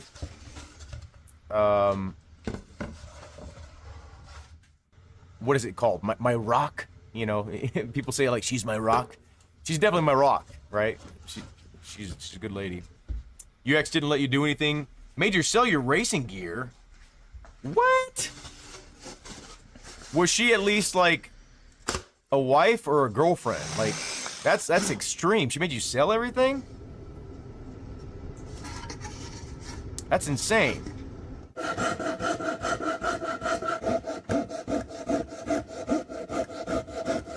Yeah, but if you're interested in guitar building, like, you know, check out my channel, Overnight Luthier. Like, there's a lot of fun videos on here. And if you're into like ASMR, like, you know, if you like to hear like wood scraping and like, if you like to hear all that stuff, you get plenty of it in my videos. Girlfriend, to be fair, as she was nice for 2 years. Okay, well, I mean, 2 years is a long time. That's says for 2 years, then moved in with her for 2 years. Oh, 4 years. That's 4 years is a pretty serious relationship. I mean, that's a big choice to make for someone to say that you can't do this. But I mean, 4 years, like you're definitely compromising. You're in it together, kind of thing. She changed after you moved in. You know, that's the thing. Like, you end up getting to the point to where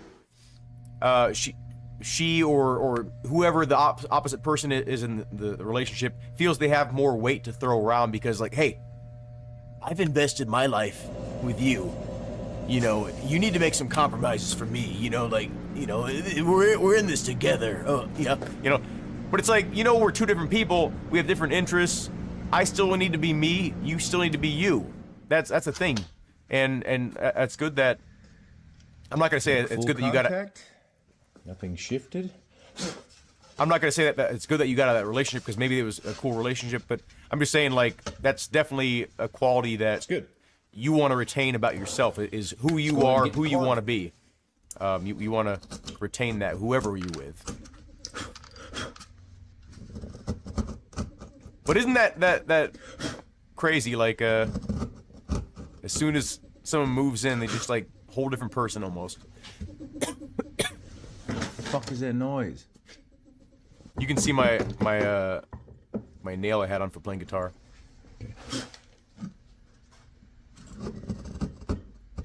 Wonder why no one's noticed that. No one's talked about my crazy nail. Notice I made the braces thicker towards the side that's going to have the thicker gauge strings. Very small detail, but these braces are not carving very well. The wood just isn't cooperating. It's almost like the wood is collapsing. Is anyone interested in this, or am I just watching my own video? Like, what am I doing here? I just okay. Okay, the camera is not frozen. That's good. Sometimes I'll go back to the stream, like half the camera will be frozen. Says she was happy with the hobbies when we lived apart and was happy to get a 2-bedroom place with room for my setup. Then about 2 months after, she decided I wasn't allowed to have my stuff anymore. That's brutal. yeah, that's a tough situation. Are you like that, Dad? Yeah, go check out Overnight Luthier. Here's my account. Oh, I guess we have. Your father knows about saving money.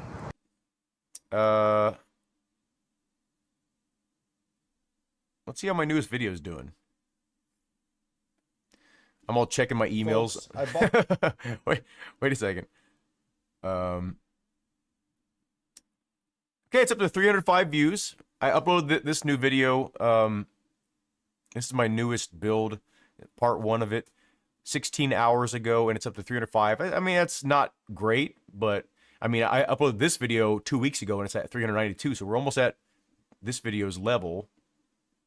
Here, this is a good video to introduce you to my channel. These are my 5 favorite guitars that I've built, and you'd be able to see kind of like the range of guitars that I've built so These far. are my favorite 5 guitars that I've built thus far. I've built a total of 11 guitars. This one in the middle here is my newest. So I'm going to go over the features of each one and then play little sound samples as well. Just to keep in mind, this one is in drop A, but it's also... You tried Assetto Corsa EVO? 3 or something like that instead of A2. I saw it look kind of whatever like the standard jittery when tuning is. people were looking This one's around. in drop C. This one is in drop A, drop A, drop A. So this one right here I built for my wife. This is guitar number 10. And the top is made from cedar post fence. The fretboard is eucalyptus. There's a lamination going on here in the headstock. So the headstock is made from Russian olive in the middle. On the sides, some dark oak and light oak. And on the back, it is pine and dark oak. The neck is made from like some kind of white oak, I think. The back is made from some kind of white oak. The braces are spruce. And the sort of wings here on the back are made from cedar fence post. Some pretty VR cool little support is rough. features here. I wanted to kind of make a heart right here for my wife because it was, you know, it was hers. Originally, I was going to make a heart on the headstock, but I thought it looked kind of weird. This one is a 20-inch scale. This one sounds very unique. We'll give it a sound test right now.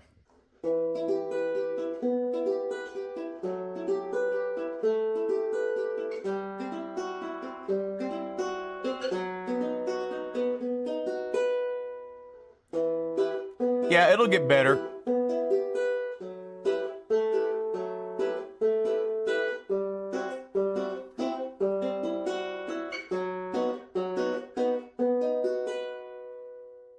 This one, it's a cedar top. The fretboard is eucalyptus. Headstock and neck are mahogany.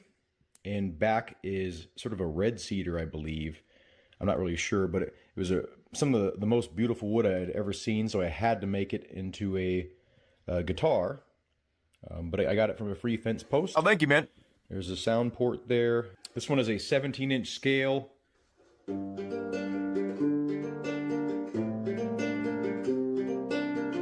Yeah, I use shellac now.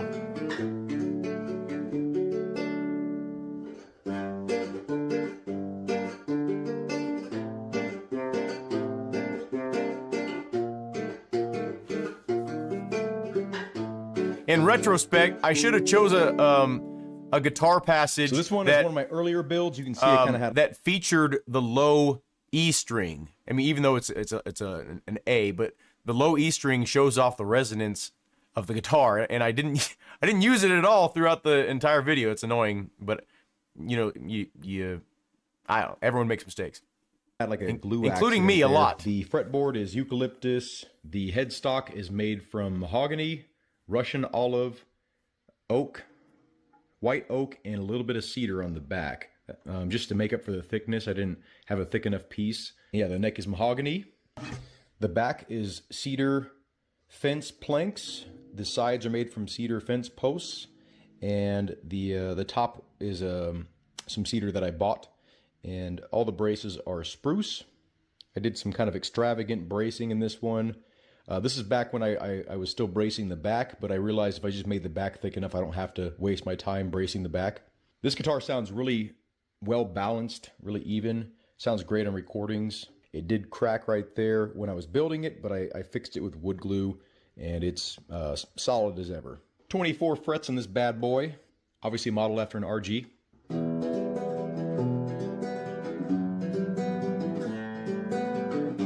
I just started building them because I just wanted to build some.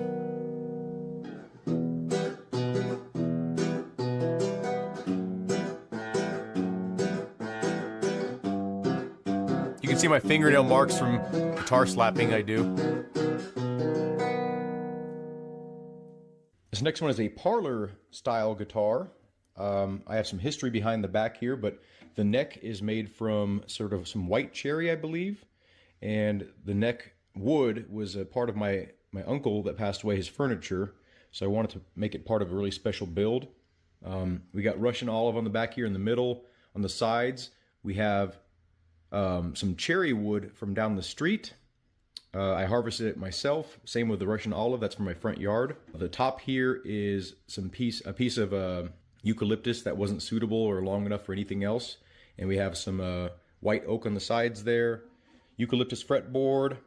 The top soundboard here in the middle is actually an ebony fretboard that I was not going to use because ebony is just too heavy. I didn't like it. I thought it would look nice as a center accent, even though ebony is a horrible soundboard wood. It ended up giving the guitar sort of a unique character to the sound.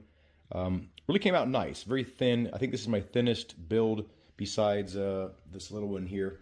Very focused bass sound, and again you can see some of the bracing in there. I like seeing that. We have some ebony strips here on the back with that cherry wood. This huge piece right here in the middle is cherry wood from down the street. This is some mahogany that I cut out. I actually had a router accident where it was cutting through the back of the wood, so this was not intentional. I did this as a fix for a mistake that I had. The sides here are cedar fence post. You got Croatia and wood? The top sides here are cedar fence planks. So I chose a sort of like a wider portion of the wood to be on the inside to kind of highlight the ebony strip in the middle, so it's kind of like visually popping. And I really like these little speckles in the wood, so that's why I chose these. And by the way, most people think my soundboards are really thick. My soundboards are under 2 millimeters.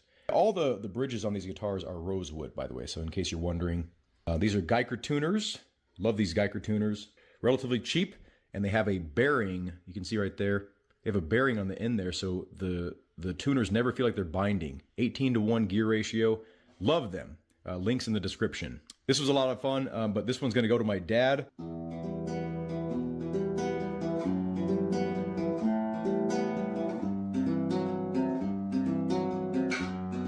Oh, they make violins out of it, huh?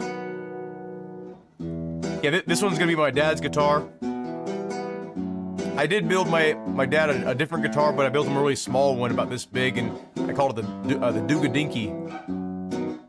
All the frets are stainless steel. This one has cryogenically frozen stainless steel. Here, this one is number 11. This one's super light. Some really unique features here. That double sound port, very light bracing. You can't really see it how thin it is, but it's super light bracing. The back is made from cedar fence post. Top is made from cedar that I bought from Stumac. Eucalyptus fretboard. We have cherry wood here, mahogany, and then white cherry on the side there as a little accent. Mahogany neck. Gotta love the neck joint here. I actually put some eucalyptus on to fill in that little gap right there, and then over here we had some eucalyptus dust, and it didn't turn out too pretty right there, but it worked. Gotta love these little nubs for reinforcement. I've been doing these on some of the builds that I feel like just kind of need a little bit extra visual flair. Again, some Geiger tuners, 18:1 gear ratio. The bearings on the end there. I haven't cut the strings yet because I still need to level the frets in this one and put some fret markers on possibly. All these builds have stainless steel frets. Some of them are cryogenically frozen. Some of them are just regular. Should you get Richard Burns Rally Pro? Frozen ones because they're so hard to cut. You mean the paid version or the free version? The regular stainless steel is paid version is awesome. Did a sort free of version inverted bridge in this one. This one probably sounds the best and most lively of all of them. Is limited. Surprisingly enough, it's one of the thinnest and one of the smallest. You can see it compared to its big brother. So it's quite a bit smaller. It's a 3/4 size guitar, basically a 22-inch scale. This one is a 25.7-inch scale, I believe. This one is a 22.7-inch scale, I think. And this one is the same scale length as the Parlor here. So this is actually the same. It only did 22 frets here. I left room for 24 if I ever decide to do it, but I didn't have the proper measurements, so I left them off and then figured I would figure out the measurements later. This has been my favorite build so far. Get game day deals on Don't you dare give me ads on my own fucking video. Do it. I have to watch this? Buy one, get one pizza from Little Caesars. All season long, Uber Eats has deals wait, on I your can skip it. football. This guitar sounds the most impressive out of all my guitars. There is some fret buzz in this one, like I said, because I haven't leveled the frets yet, and I had some issues when I was seating the frets. I didn't clip the little ends off some of the frets, and it kind of like made them pop up a little bit. Not pop up like pop out, but when I hammered them down, the very ends of the frets didn't go all the way down because there was a little bit of metal there still. So so the fret kind of goes like that at the end. So I still need to get rid of that, but.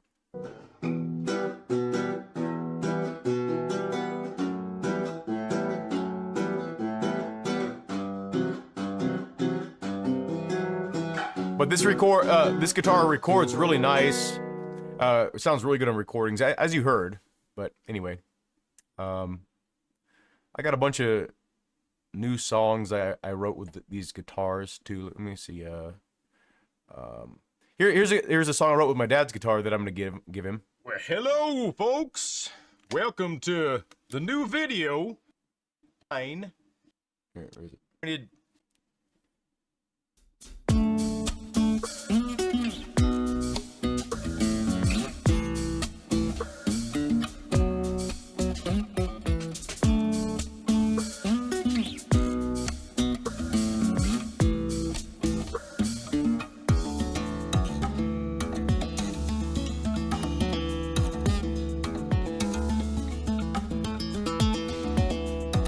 Fucked that up so bad.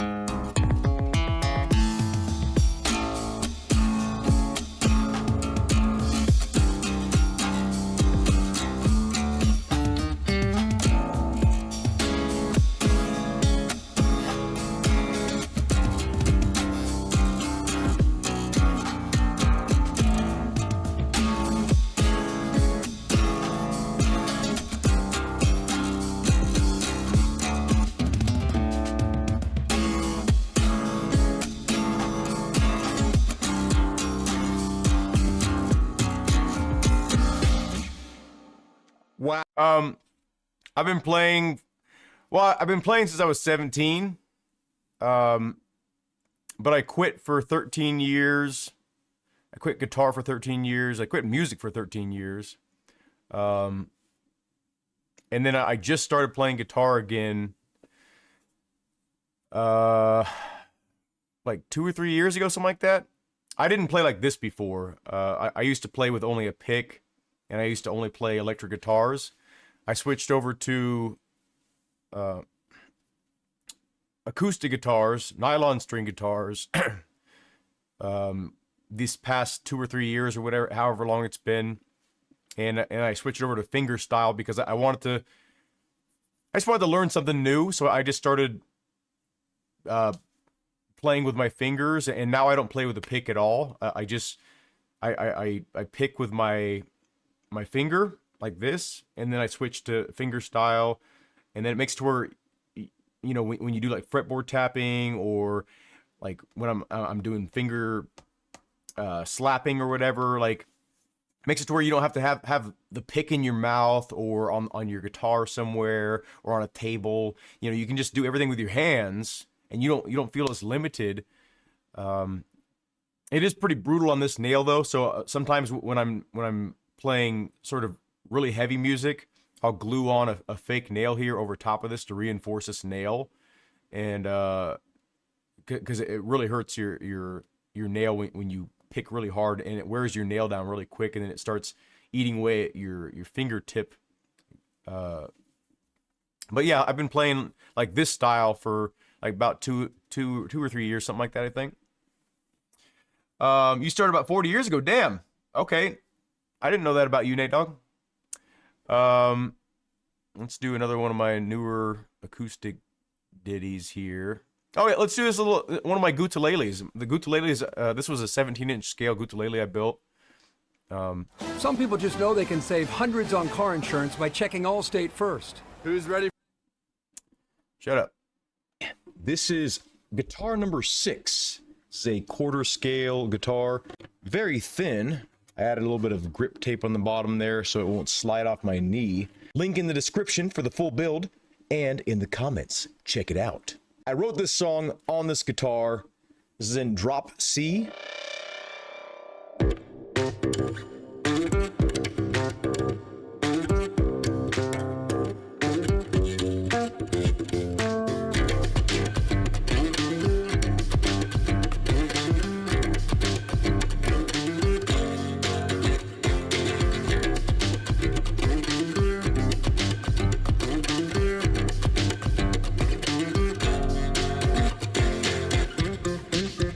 Have a good night.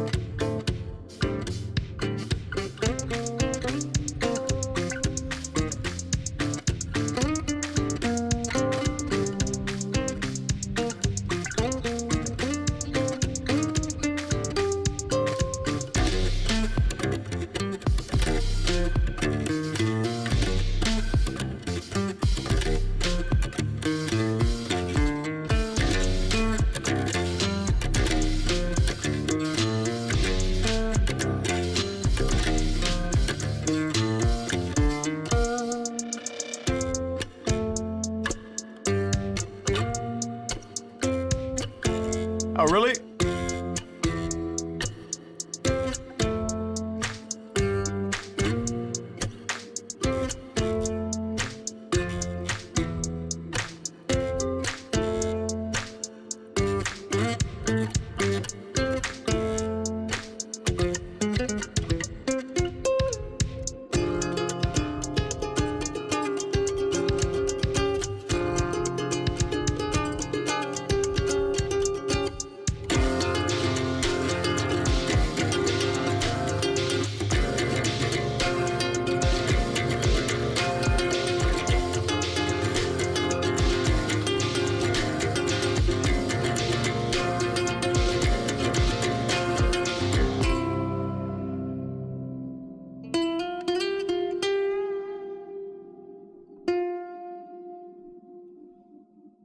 I don't know.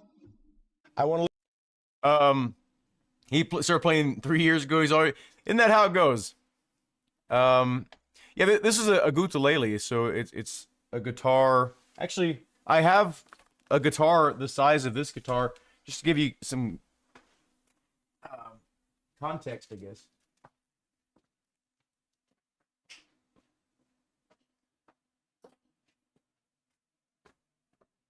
So a guitar this size, you know, produce that sound, and half, actually less or more than half as thick. So that guitar was like this thick, making that big of a sound. I don't know. I just like things that are over performers, right? Like I like a small guitar that performs like a big guitar. It's always more impressive to me. Same with gear. Like this cheaper wheel outperforms a lot of the more expensive wheels that I've used and owned. So it's like that's what appeals to me. Just like workhorses, and I don't know.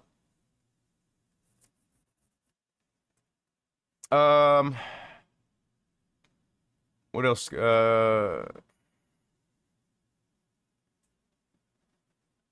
I guess this one. This was one I did with guitar number 4, I think. One of my favorite guitars. Okay, folks, this is the guitar I recently built. You can see all the glue stains. I couldn't get them off. They like in case you're stained the wondering why the wood. sound's weird, it's because the mic is pointed at the guitar. Anyway, let's go ahead and play the new song that I wrote on this guitar. See if I can do it in one take here. I have some background stuff that, you know, a little extra ear candy that I can't play all at the same time, or at least I'm not good enough to play all at the same time. I don't think most people would be, but it's a fun little song. It's simple, and let's see if I can do it. Here we go. I immediately messed up.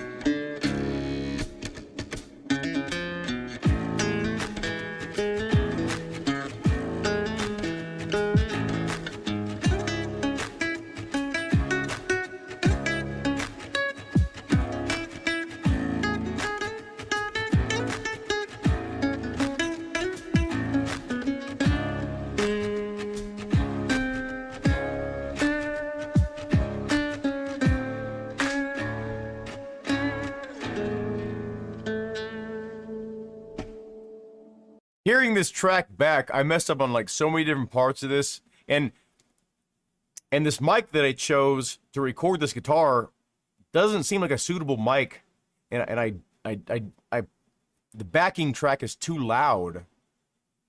But you know, whatever. You know, you live and you learn, I guess. Anyway, that's that. Reminds me of a group called Hypnogaja. I'd try playing it right now, but I don't want to get copyrighted. I'll check them out though. You Pop was really good. Played a lot of Chet Atkins. Chet Atkins is amazing. He's an amazing guitarist. A proud dads. You got a specific vibe behind your playing. Oh, thanks, man. I appreciate that. Yeah.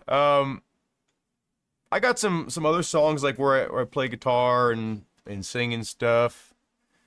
That's on my main channel, Douglas Thompson. I don't think I have any. I have like 7 songs I'm sitting on. I'm about to release another album, but I don't know if I should.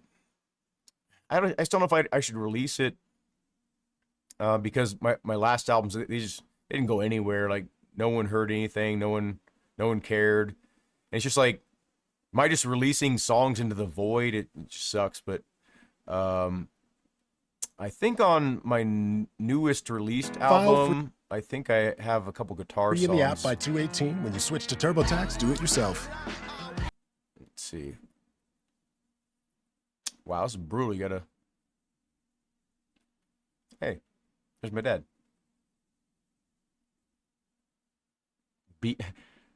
Inset, I'm forced to beat off, so what's up, gang? What? This is like my, I make beats and stuff too. I started making beats a few years ago, and like electronic music. I don't know. It's. Set up, I'm supposed to beat all sorts of games. I'm fed up closing. Oh, thanks, man. Damn chapters I proceed to create with my name in my face. It's getting especially odd how these pages are always the same. Jump through hoops day by day like a rat in a cage. Cycle Novocaine. You say bye-bye to the pain. The dullness wears you down.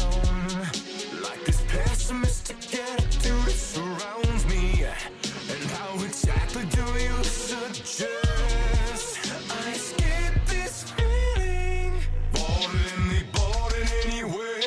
Sessions ending calm. Now it's time. Grab the cutters, cut it out. Blood is what you sons of bitches want from me. It's a passion, you know, match for sitting down and laughing till the water rushes. Now I can't see. Oh, you like the bass in that? Yeah, I try to make it sound huge.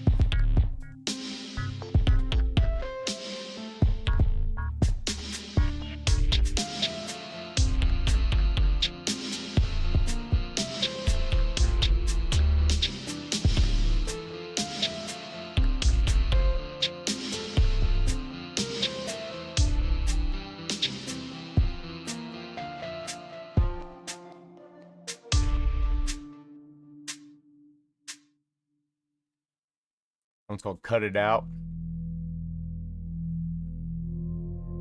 Johnny Winter, Alvin Lee, Hendrix.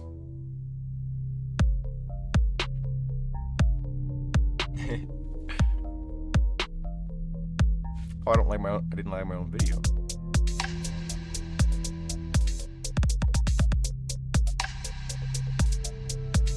I can't tell anymore.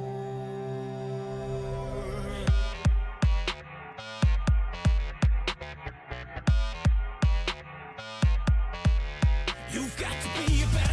If the Bibles be a better, interrupt be a better. Hear somebody say your name behind your back, be a rival. Father goes west, mother knows best, but you gotta stand tall. Rest, keep your head down now, never gotta send it out. It's down, and they can drag your name through the mud. Turn you in a puddle. You can count on me to speak my mind. Oh, it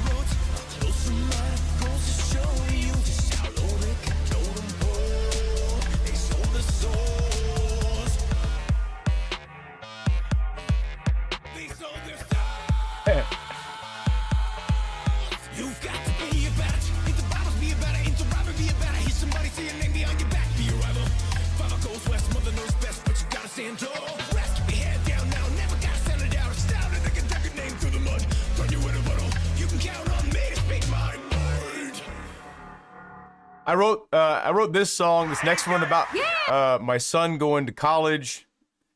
I don't even know if he liked it that much or anything, but I think he liked the fact that I wrote a song for him.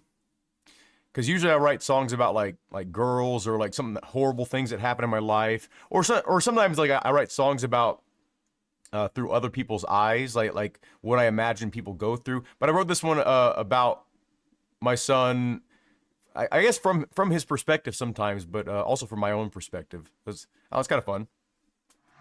Good night, Dad. Love you, Dad. Thumbs up.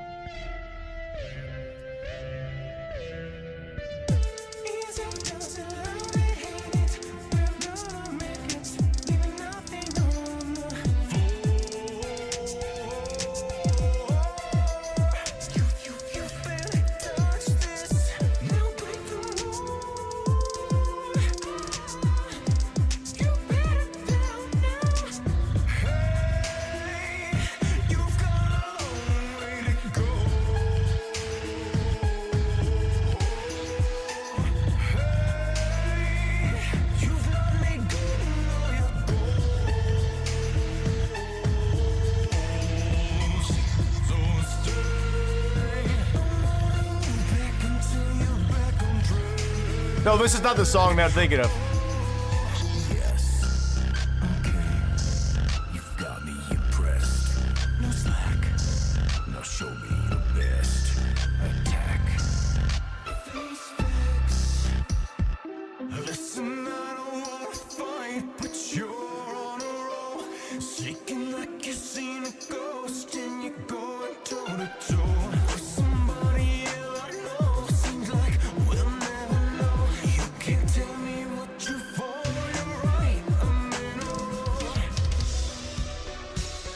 I was thinking of a different song.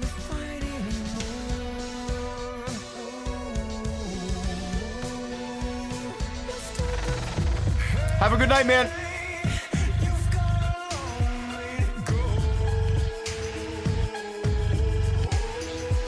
I gotta get to bed here. Holy shit, it's almost 11. Now see, this is a problem here. When I live stream, I get so caught up in a live stream, I start having conversations about like life choices. I start talking about crazy shit, and then I almost always in my live streams on my music for promotional reasons, right? Like I gotta like, this is the only way people listen to my music. Like most people are just like, oh cool bro, you do music, you know, like so does everybody else in the world, right? So it's hard to get people to listen to music. So this is kind of like my only opportunity to like show people what I've been up to. And I do really appreciate the kind words and stuff like that. So, but it's almost 11 o'clock. Is that the right time? It's almost 1 a.m. Jesus. Well, good night, everybody. Good night, because I just think I can't believe. Oh my gosh. I mean, I'm glad it's the weekend. Oh boy. I don't want to get back into this pattern because there was times where I got like addicted to live streaming where I felt obligated to be like, bam, bam, bam, have to live stream. As soon as I get home from work, live stream like until like 1 a.m., 2 a.m. sometimes. I did some I did back-to-back 12-hour streams one time. It was kind of like part of a challenge, and I was doing a specific goal. That was for the video. What was it? For Richard Burns Rally, I tried every single Richard Burns Rally stage, all the modded stages on both games, Richard Burns Rally Pro and Richard and Rally Sim Fans. I tried every single one and rated every single one to make a guide for newer users, so they could be like, okay, this is a 5-star stage, this is a 1-star stage. I'm gonna bypass that 1-star. I'm gonna download this 5-star one. Made it to where like you didn't have to load up your PC with all these garbage stages that just like have almost zero value for authenticity. Just you know, it's like a straight line, or you know, the graphics sucked on it. Whatever. I did that like back-to-back 12-hour sessions for that, and that was insane. I was sitting here for 12 hours talking about a game, which is cool. Like, I love games a lot, as you can probably tell. I'm passionate about it. I love racing. I love rally stuff. I love music. I'm pretty sure has my camera been frozen this whole time? Okay, have a good night, everybody. I'm gonna be over here because my camera's frozen. Have a good night. Thank y'all for watching, and I hope to see you in a future video or live stream. Check out Douglas Thompson, my main channel, and check out my new channel, Overnight Luthier, if you like guitars and building and music and all that kind of stuff. Anyway, have a good night. I can't believe my shit's been frozen. You glad you joined when you did? You love music? Thank you, man. 12 o'clock for you. Okay, it's late for everybody. Good night. Here we go. I'll see y'all later.